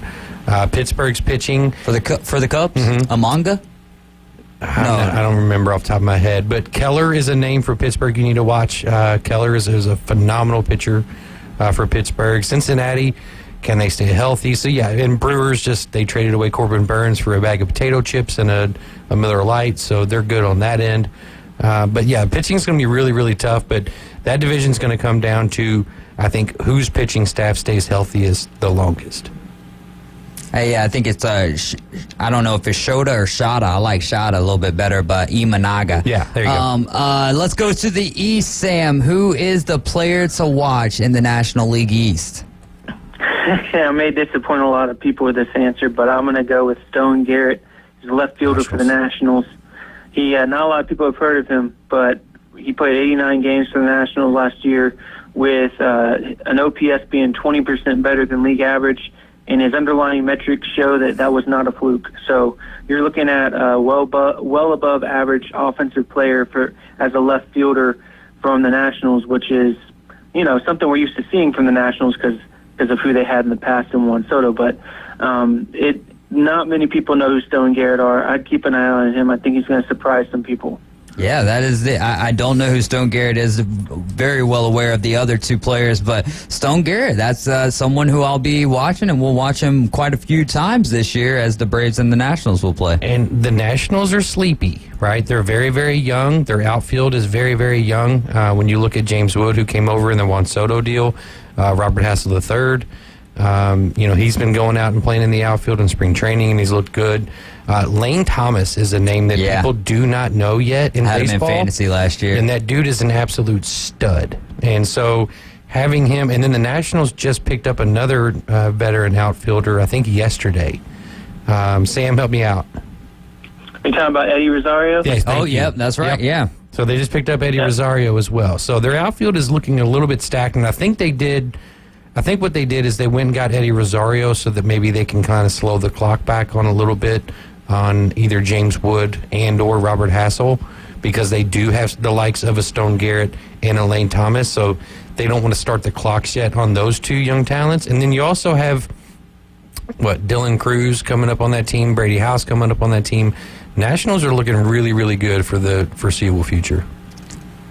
You're listening to ESPN Northwest Florida. We are on the line with Sam Peebles. He is the creator and the host of the Braves Dugout podcast. We'll move over to the American League, and in this league, we'll go from the East to the West. Sam, give me a player to watch in the East. Did we just lose Sam? I think we did just lose Sam, so we'll give Sam. He said, I don't like the American League. He's done with it. We are going to go over some better or worse records. 2023, take their record, sure, and then we'll ask him how he feels about what their record will be in 2024, and we'll keep it locked into just the American League. Now, I've also got a question for him if we have time for it. But one of the fun questions is, like, 2 years ago, who will be the Phillies of 2023? Well, the Diamondbacks answer that question. Mm-hmm. And then so the other question is, who will be the Diamondbacks of 2024? But what about a team like the Padres? Who will be the Padres of the 2023 Padres? Who will be like them in 2024? So it really narrows your answers down, because it's got to be a team that spent a lot of money. Mm-hmm. And then it's got to be a team who didn't start out good and didn't make the playoffs, but man, they were right on the cusp of making the playoffs. So is there a team that just jumps off the page to you when I ask that question? 100%. It's the Chicago Cubs. The Chicago Cubs. Yes. They spent the money on Imamaga. They spent the money on Cody Bellinger. Okay. They've got young talent. They've got an outfielder by the name of P. Crow Armstrong. Yeah. That could essentially be a Corbin Carroll-like player for them. Mm-hmm. Super talented. I don't know if you know this. His mother was actually. You remember the movie Little Big League? Yeah. Okay, so the main character, his mom in the movie, that's Pete Crow Armstrong's mom. All right. Well, how about that then? Full circle. But Matt Shaw has come up in spring training. He was just drafted in the 23 draft. He's looked solid. Owen Casey has looked solid. You've still got Christopher Morel, Dansby Swanson, Cody Bellinger is back. That team right there it's a couple injuries away from being all the way gone. But if you remember correctly, last year, if Seiya Suzuki just catches a fly ball, we don't get this Arizona Diamondbacks run that we got last year. Right. The Cubs make the postseason. So I would put the Cubs in that Diamondbacks territory. That's what I'm talking. Well, I'm talking about so you meant Padres, not Diamondbacks. Yeah. Oh, okay. Yeah. That's what I was saying. Kind of I was setting the table up with that, but we're going to get back to Sam here, and we might have to table the better or worse records for the next time that we have Sam on next week, and we can do that on Wednesday if he's available. But right now we are doing must-watch players for East Division. We've just went over the National League. Now we're on to the American League. Sam, let's start it off with. Let's go East to West here. Give me a player to watch in the American League East. American League East, definitely want to watch Jackson Holliday, number one prospect in baseball, and he should be making his debut this year. It's hard not to have him be the guy to watch. All right. He'll more than likely be playing second base for the Orioles this year, huh? It's going to be, to be honest, I mean, he's a shortstop. We'll see. I'd like to see what he can do at shortstop, but I'll leave that one up to the front office of the Orioles. There you go. I don't think his arm is strong enough yet. Keyword there being yet to be an everyday shortstop. If you watch him in minor league ball and even a little bit in spring training, he has to position himself in certain ways in order to make the throws on time, just because his arm isn't there yet. Because he's still young. He's just a kid. He's 20 years old. Yeah. So. And he's still getting stronger. So that's what's scary about that young man. But I think he does start off at second. He may not even start the year on the roster. I think he's in 330 right now in spring training. But again, that clock is a big deal for Major League Baseball teams. So we'll see. We'll move on to the Central here, Sam. Give me a player to watch out of that one of the best divisions. All right, let me stop being facetious. The American League Central. Give me a player to watch out of that division. I'm going to go with Terry Skubal of the Tigers. He had 15 starts last year, so not a lot of visibility, but he had a 2.8 ERA, but he had the best expected ERA in all of Major League Baseball during that time, 2.3 expected ERA. So he was actually even pitching better than his 2.8 ERA was showing. So I wouldn't be surprised if we see him in the Cy Young conversation. I like that pick. Tariq Skubal is, by and large, going to be a huge piece to the Tigers actually doing what I think they're going to do and win that division. I don't see Minnesota improving with their losses that they encountered from free agency. So I mean, Royce Lewis can't stay healthy. Byron Buxton can't stay healthy. Royce Lewis is my player to watch in that division because if he is healthy, he's Miguel Cabrera type numbers guy. I mean, I think he could be. So that would be my pick to watch is Royce Lewis in that Central. I like it. All right, Sam, final one here, and then we'll ask you a couple of other questions. American League West, give me a player to watch out of that division. I'm going to go with Zach Geloff of the A's. Again, he was on a terrible team, so not a lot of people saw him. He showed some serious power potential in 69 games. He looked really good. I think he has all-star level potential. The only way he'll make the all-star game is if he is selected by the commissioner's office because no one is going to vote for the athletics players this year because it's a popularity contest. But he definitely has the all-star level potential, I think. Yeah, Geloff's a great answer there. I mean, you can look at maybe Noah Shanuel for the Angels, but Geloff is probably primed for 35 to 40 home runs this year. I mean, if Esteury Ruiz can stay healthy, he's probably going to steal 70 bases out there in front of him. So he's going to have somebody on. His RBI potential can go up from there. It's Tyler Soderstrom protecting him at the plate as well. I like that Geloff pick. All right, Sam. We had I was asking AG a question, and I brought this has kind of been a question that's been running for 2 years, but I'm going to switch it up a little bit. So we've talked about when the Phillies made their run to the World Series 2 years ago. It was all right in 2023. Who's going to be the Phillies of last year? That wild card team that just makes an incredible run. Well, the Diamondbacks answered that question, and so we've talked about who's going to be that Diamondbacks. Well, what about the San Diego Padres, right? Last year, they spent a ton of money. There was quite a few teams last year who spent a ton of money, and they did not get off to a great start, but they got hot at the end, but still kind of missed the playoffs. Give me a team that you think spent a lot of money in the offseason, but just isn't going to do quite enough to make the postseason. Is there a team that just jumps out to you when I ask that question? Well, it's kind of funny because if you take away the money part of it, my mind goes right with who you just talked about. I think the Diamondbacks, they didn't spend a lot of money, so they wouldn't fall in that category, but they probably are going to be extremely hyped this year because they made it to the World Series. But so as far as hype level versus actual output, I think the Diamondbacks are going to disappoint people probably the most because they went to the World Series last year, but they were one of the luckiest teams in Major League Baseball. In fact, teams scored more runs against them than they scored. Somehow, they slipped into the playoffs, got hot at the right time, and made it to the World Series. I do not foresee that happening again this year. I think Diamondback fans are probably going to be really disappointed. Yeah, and AG was just talking about that. The somehow the Diamondbacks slipped into the playoffs was because of Seiya Suzuki, and I believe that game was that game against the Braves. It was. Yeah, that game was against the Braves where he missed that fly ball, and then that helped the Diamondbacks sneak into the playoffs. And then once they snuck in, they did not let the door close behind them until they got to the World Series, and they were a lot of fun. I'm glad that they made the playoffs because even if the Braves weren't able to move on, it made that series against the Texas Rangers a lot of fun. Even the Rangers, not Rangers, Phillies, the Phillies Diamondbacks NLCS, to me, that was a very fun series to watch. Maybe not so much for Caveman Rick. Yeah, and as far as money goes, I'll go with the Yankees just because they took on the Juan Soto contract.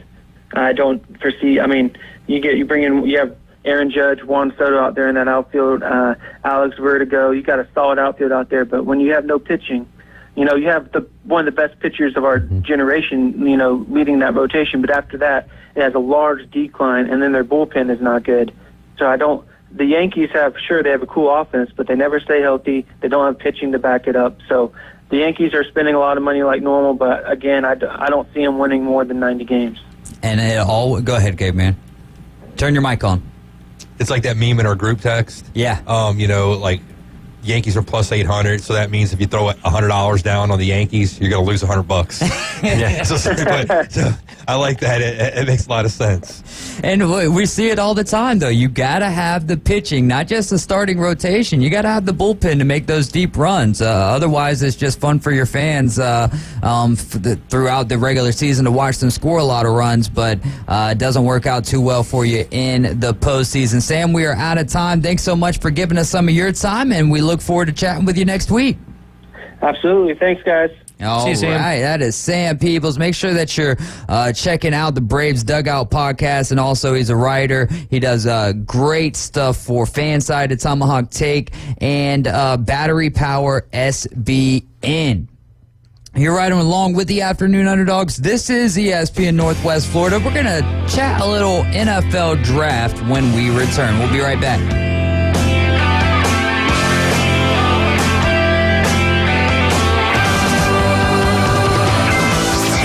ESPN Northwest Florida. Colin Cowherd. So I saw this over the weekend. There's a lot of talk about the Dak Prescott extension. Here's what I noticed with the Cowboys over the weekend. Tyron Smith, left tackle. Right now, the Cowboys and Tyron Smith, left tackle, are miles apart. And it made me think about this. Have they wasted his career? The Herd with Colin Cowherd. Weekdays, ESPN Northwest Florida. This is Joanna with ESPN Northwest Florida with your Wednesday's weather. Tonight there will be a light breeze out of the north, mostly clear skies and 58. Mostly sunshine tomorrow morning, about the same at 71. In the afternoon and evening, mostly sunny and a gentle breeze right around 8 miles per hour with a high of 72. The same at 72 Friday, and we'll have mostly clouds most of the day except a chance of thunderstorms in the evening. This forecast is brought to you by Earthworks of Northwest Florida. Thank you for listening to ESPN Northwest Florida. Rely on it. Mid-South Lumber, where they treat you like family. Locally owned and serving the residents of Bay County for over 45 years. See Mid-South Lumber for all of your DIY projects, including windows, doors, siding, lumber, and millwork. Are you building a new home? Bring your contractor in to Mid-South Lumber and meet with a member of their sales team to discuss your framing, siding, windows, and doors. Mid-South Lumber, the biggest little lumber yard in Panama City. 717 West 11th Street. Buffalo Rock is now hiring Class A CDL delivery merchandisers. A $1,250 hiring incentive. $1,000 Class A CDL incentive. Come join their team. Why join the Buffalo Rock team? You're paid weekly. 401k retirement plan with match. Awesome insurance benefits are available. Also, 40 hours paid vacation after 180 days. To apply, go to buffalorock.com/careers. It's go time all the time. Sports talk around the clock. Oh my gosh! Now back to the Afternoon Underdogs. 104.3 ESPN Northwest Florida.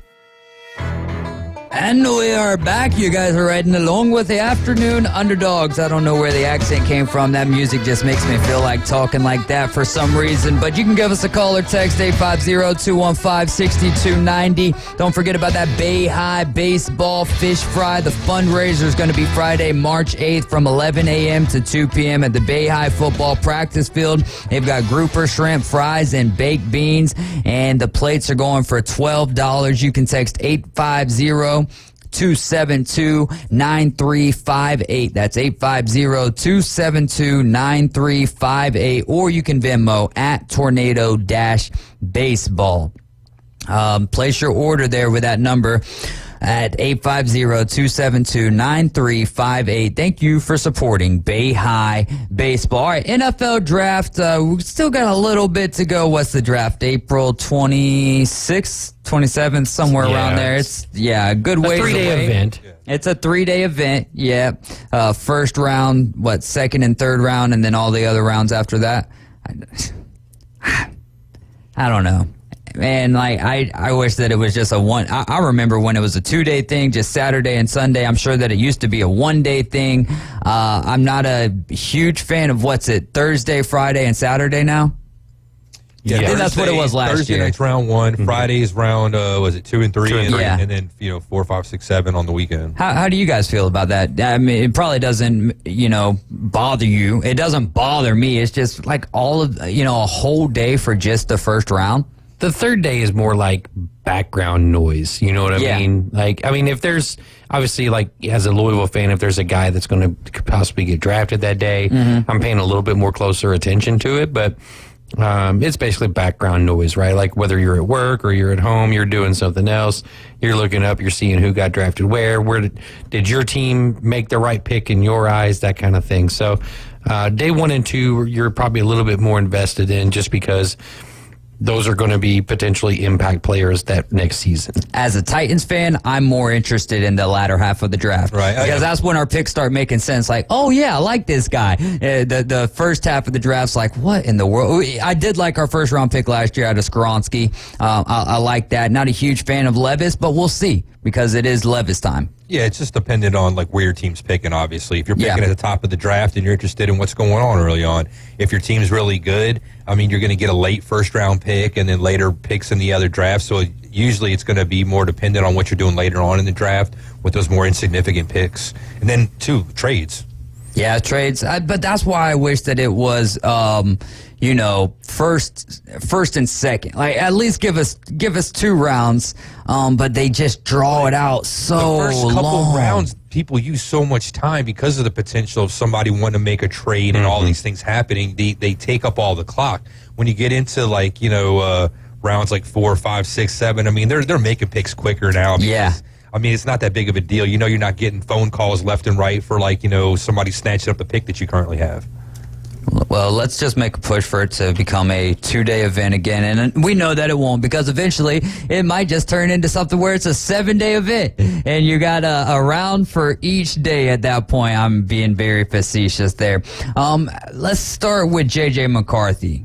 Yeah, Michigan quarterback. Yeah, do you think that he is a lock as a top 10 draft pick? If he is, that GM, whoever takes him, is not going to be around very long. I don't see him as a top 10 pick. I don't see him as a first round pick.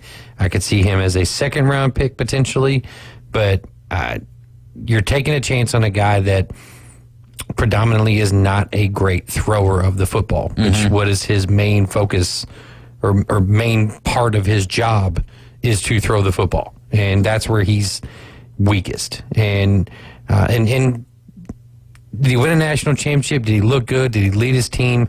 Does he have the intangibles, all that stuff? Sure, absolutely. But to potentially trade up to get him or take him in the top 10 or even top 5 as some people have projected, I think that's scary.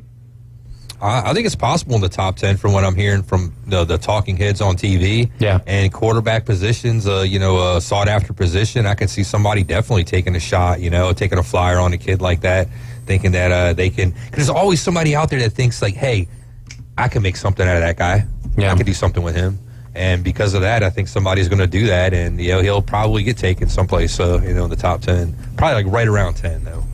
Right around 10. So right around 10 is, and we're 50 days, 1 hour, 30 minutes, and 2 seconds away from the 2024 NFL draft. The Jets are picking at 10.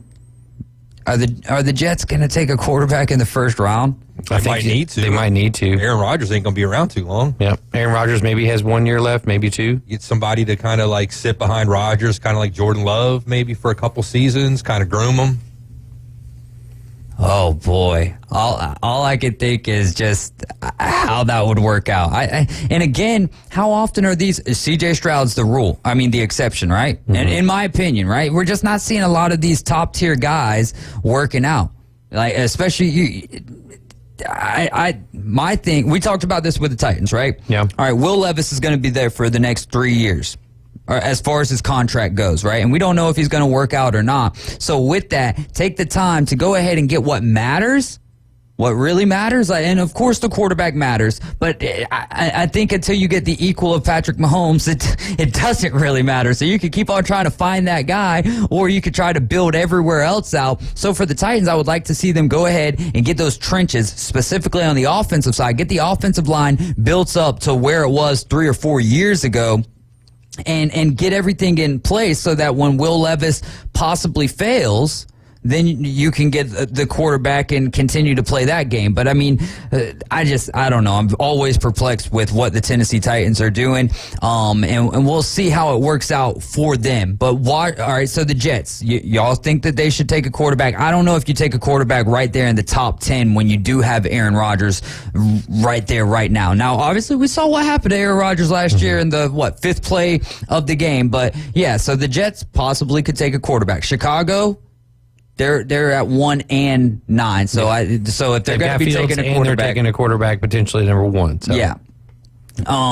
Atlanta, they need a quarterback. Yeah, either they're going to sign like a Kirk Cousins or they're going to go get one. Titans, who knows? Who knows if they take a quarterback? They shouldn't take a quarterback, but just never be surprised what the Tennessee Titans will do. What about the Giants? Are they happy with Daniel Jones right now? I heard actually, who was it? Rich Eisen, I believe is who it was. Like a day or two ago, he said one of the things he heard during this combine was the Giants are having buyer's remorse on Daniel Jones. Well, I mean, wouldn't you? Well, yeah, but I'm just saying, $40 million. Right. Everybody thought they were a dope for doing that. They should have franchised Saquon. him. Or Saquon instead of him, or basically paying him the money or whatever. But so I would think they're going to get a quarterback if they're not happy with Daniel Jones. And I mean, that's come from Rich Eisen. If NFL teams believe that J.J. McCarthy is a lock to be a top 10 pick, could you see the Chargers making a move, getting rid of Herbert? Not with the big contract extension they just signed him to. No. And you got a new coach in there. Harbaugh who's done nothing but win at every level. I don't think, and honestly, I don't think Harbaugh takes that job unless Herbert is there. If it goes sideways, man, there's a lot of hell to pay for. Real quick, this is AG almost to some extent sticking up for Herbert. This is it's not necessarily sticking up, but. Look, I've said it from day one about Justin Herbert. He has all the tools. There's something missing between the ears. Yeah. I don't know what it is, but there's something missing. Maybe Harbaugh is that missing piece. I'm not saying it's all been coaching for Herbert. And that's the reason for the Chargers' woes and his fourth quarter woes. Mm-hmm. But maybe he is that missing piece, that he's the key to unlocking what's going on in that brain of his. But Herbert has all the physical tools. Yeah. So that's never been debated. His numbers are staggering, right? Mm-hmm. But there's something about his game that just doesn't equate to being a winner on the field. And so maybe Harbaugh is the guy that gets that done, that unlocks that in him. I don't know. But you don't get rid of a guy in Justin Herbert who is arguably a top 10 quarterback, as far as the ability, right? And especially with the contract that they just signed him to, and then bring in a new coach and then just get rid of him. Yeah, I'm a Herbert guy myself, but I just again, I was making the crazy talks about, hey, what about Herbert, or not Herbert, but Harbaugh trying to find a way to get Blake Corum? Like, does he jump? Do they trade around to try to land Blake Corum? But again, Blake Corum's not going to be going in the first or second round, especially with the way the running backs are utilized these days, or not utilized because they're still utilized, the way that they are valued these days. I see Harbaugh going offensive line. That would, I think that, because there's some really talented, this wide receiver draft this year is very deep. The wide receiver draft is very deep, but the offensive lineman draft portion of this draft is huge. It is massive. You're going to see more offensive tackles going off the board in the first round than you're going to see any other position. Ooh. And Jimmy Hahn, who's watching on YouTube, he asked a question. He said the Bills are releasing so many defensive players right now. Poyer, Tre'Davious White. So any player that they got in that Patrick Mahomes deal in 2017, they're now gone. Yeah. With Tre'Davious White gone. So with them replacing or releasing so many players, he wants to know what our take is on who they will draft or whom they should draft. Where are they picking? 25? Buffalo is 28. 28, and that's when that's the top 10's got to be worked out before I'm seeing that's anything where you to that have point. To go to like best available, man, like where you're picking at. Yeah, but they need defensive help badly. Yeah, they need that secondary. Their linebackers are terrible. Von Miller isn't getting any younger. That defensive side of the ball has to be addressed. And also they need a wide receiver out there with Stephon Diggs. They're still missing that extra piece. Do you think he will be a Buffalo Bill come time of the draft? I do.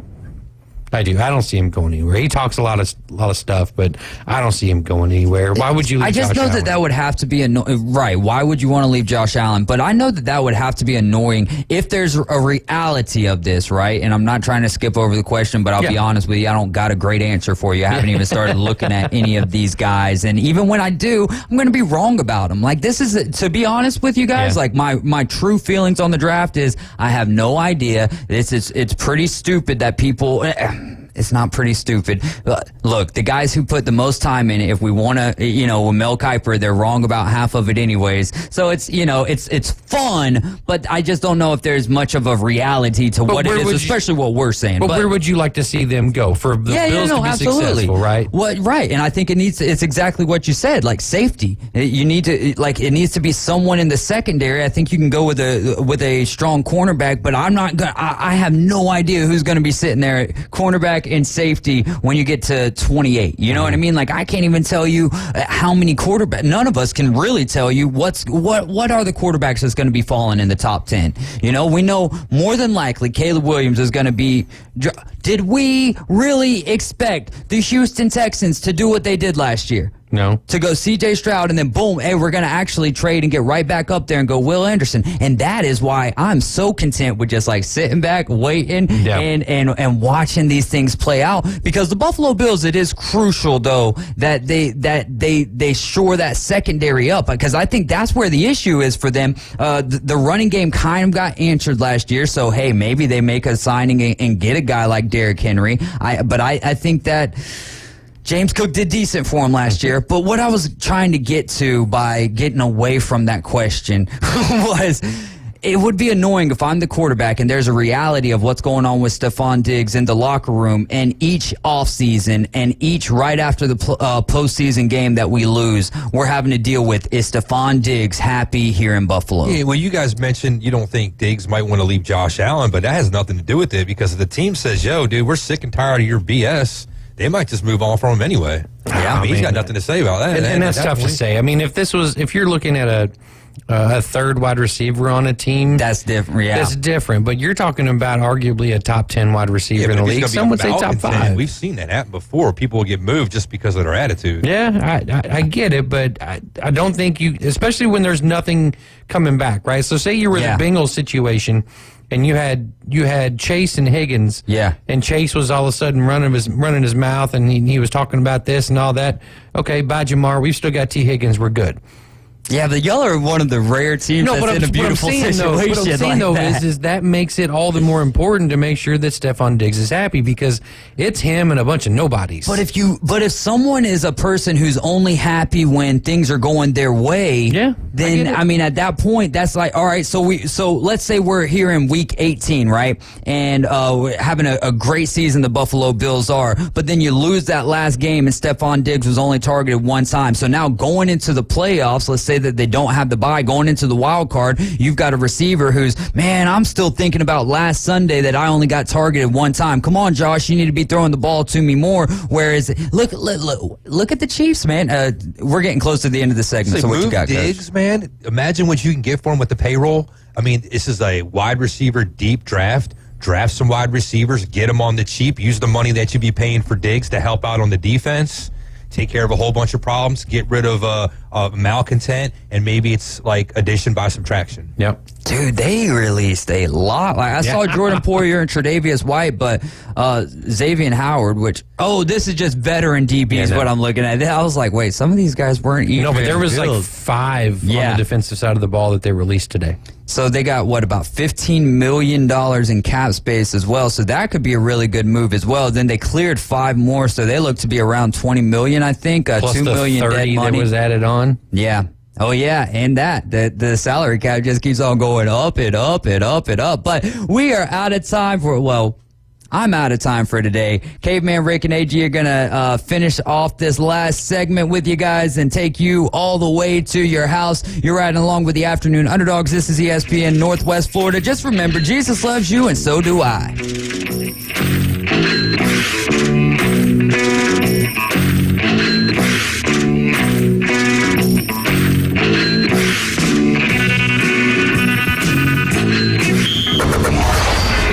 For college basketball, ESPN Northwest Florida.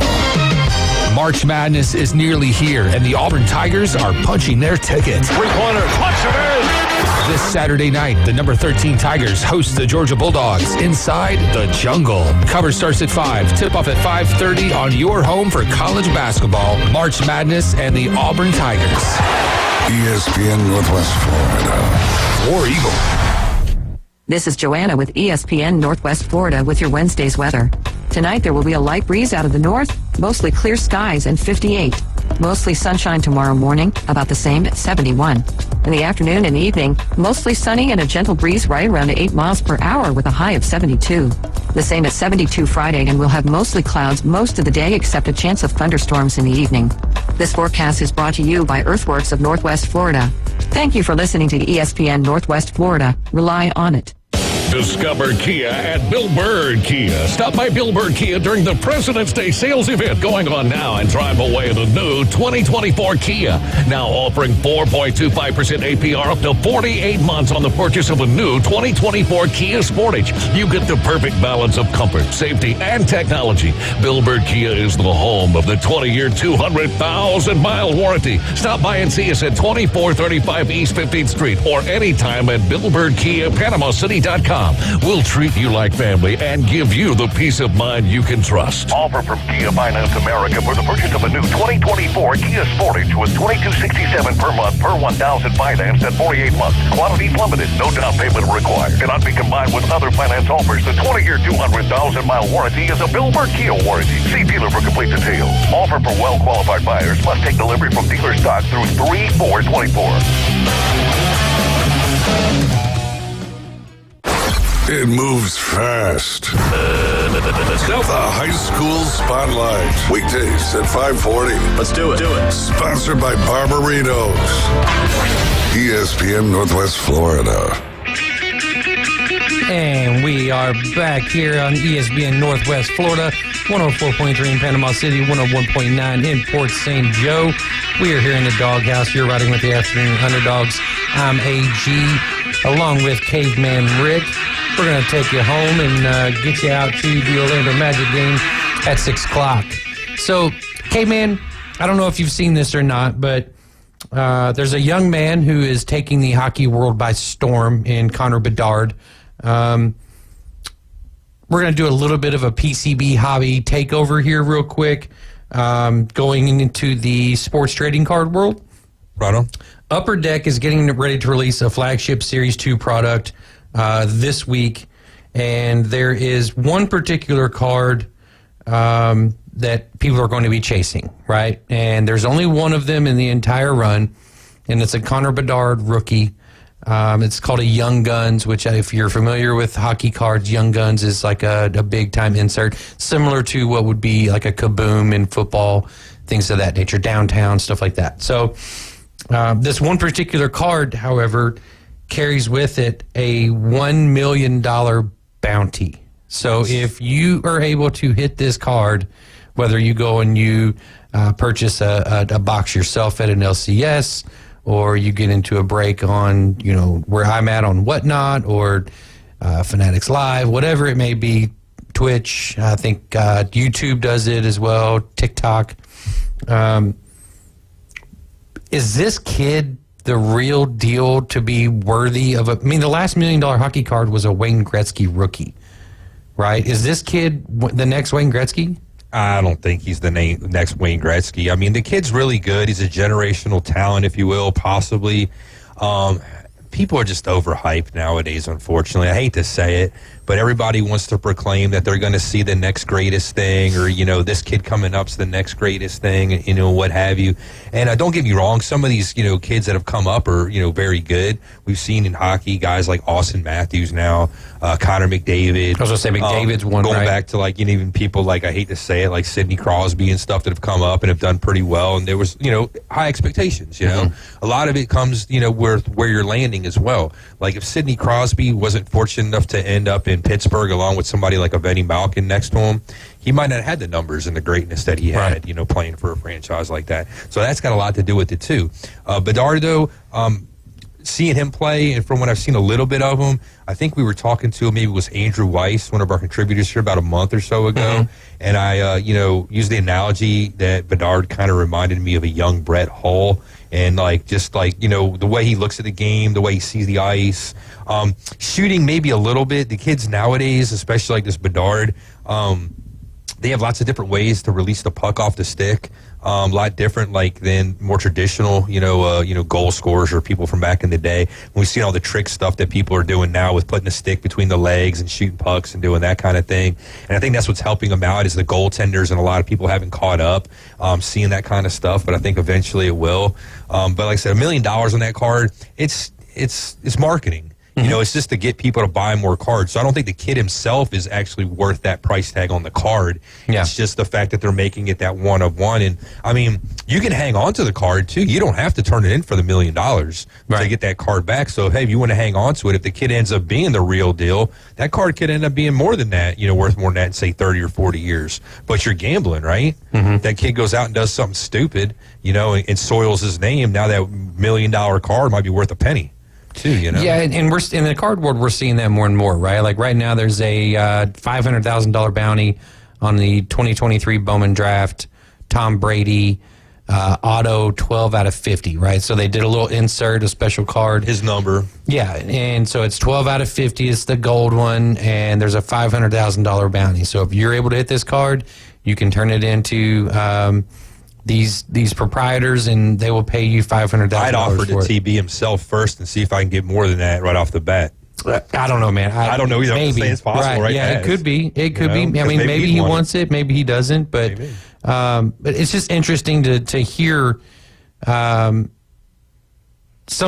that I don't know a whole lot about in terms of being in the hockey world. And I'm trying to think of players nowadays in other sports that would be like Victor Wembanyama right now is the most sought after. He's the most heralded rookie that we've had probably since LeBron, to be honest with you. Yeah, probably. Well, and yeah.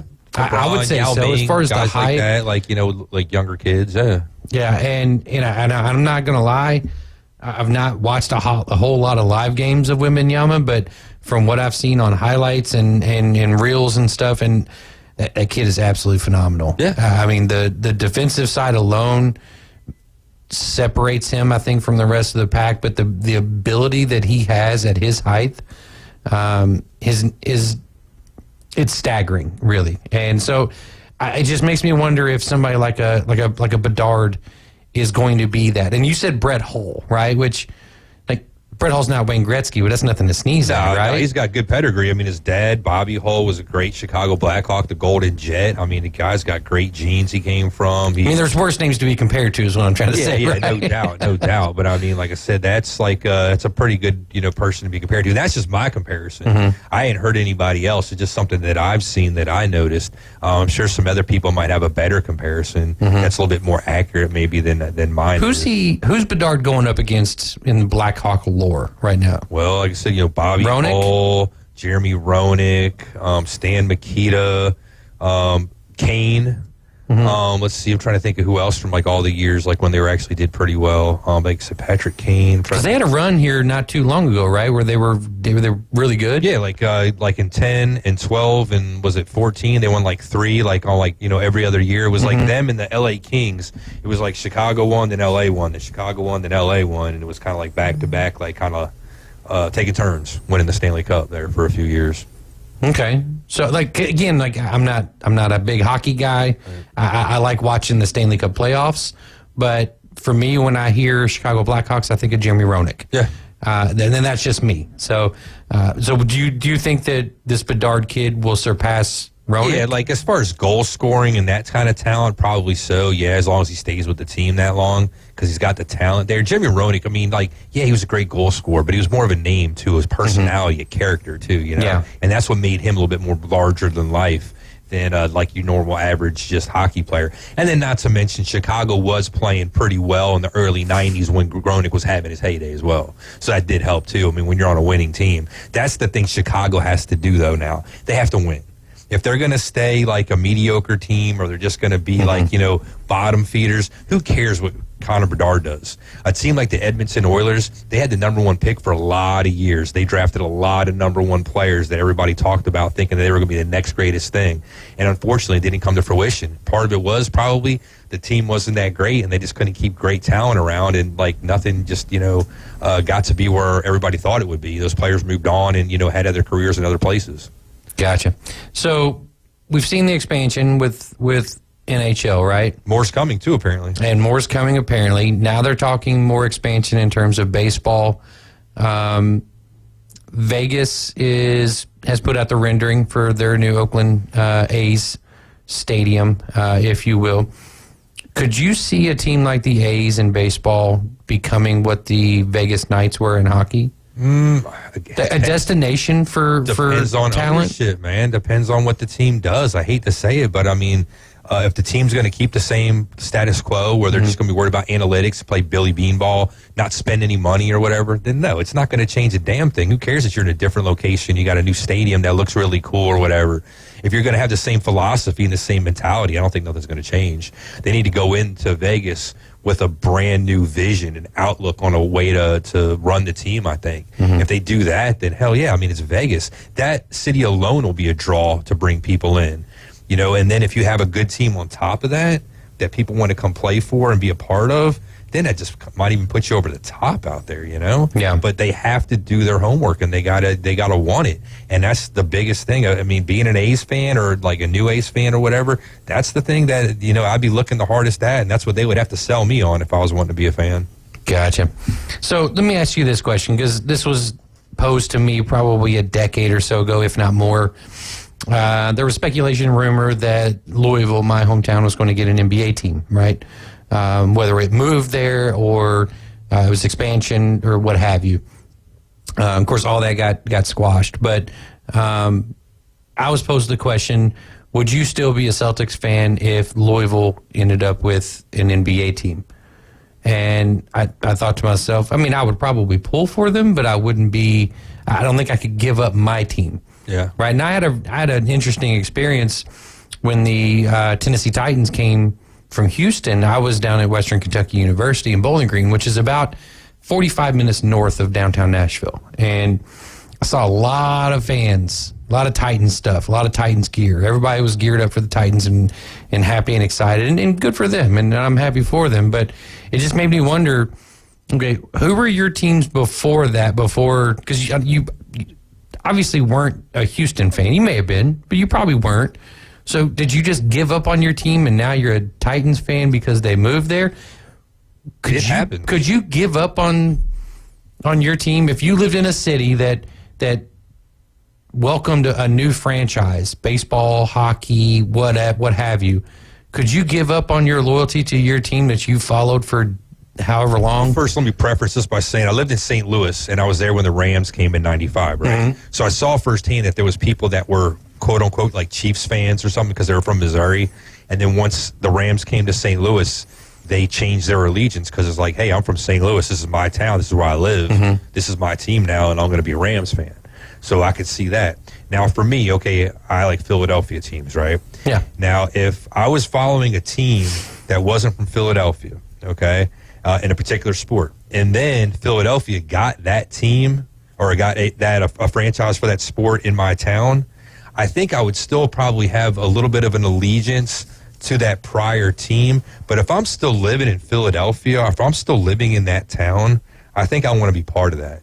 And I think, as like the culture and just everything, because it's where I live. You know what I'm saying? Right. It's part of who I am. Let me ask you this. So if you were living in Nashville and Nashville got a brand new team for baseball, right? Would you give up your Phillies if you were living there? I would still follow the Phillies, and I would still have somewhat of allegiance, but I would think I would lean more towards my home team now. Yes. Okay, gotcha. Yeah, because, I said, that's where I'm at, man. You know what I'm saying? Yeah.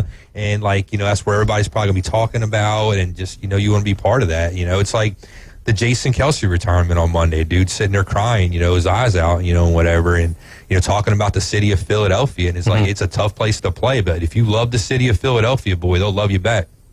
Yeah.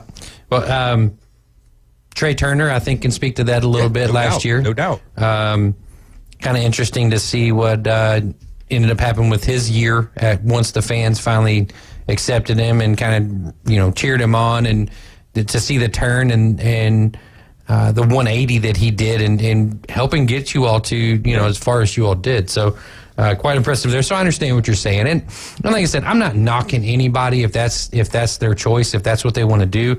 I don't think I have it in me to do it. But it doesn't mean that I wouldn't enjoy going. Oh, yeah, no doubt. You know what I mean? And I would support him in that way. And then obviously if my current team came there to play, obviously I'm going to have a lot of fun. I'd want to be invested because, man, imagine if that team that's in that town that you're in now, has a really good run and is doing really well. Yeah. I'm not the kind of person that's not going to be following them too much, and now all of a sudden, oh, they're great. Oh, my God, I'm going to buy me some T-shirts, and I'm going to get me a jersey, and I'm going to go out and go to the game now because I can't stand bandwagoners like that. Right. I mean, either like the team or don't like the team. Right. But don't just come out of the woodwork when they're doing well. Make sure you're paying attention to our team, 7 to 9 this tomorrow morning. Catch the Coach James Hale Show from 11 to 1. You're going to stay tuned with the inside driver Ryan Mulvey and Jay Henley, and 4 to 6 back here with the Afternoon Underdogs for Caveman Rick and AG. Myself, you're listening to ESPN Northwest Florida. Stay tuned to Orlando Magic basketball. Orlando Magic basketball after this, right here on ESPN Northwest Florida 104.3.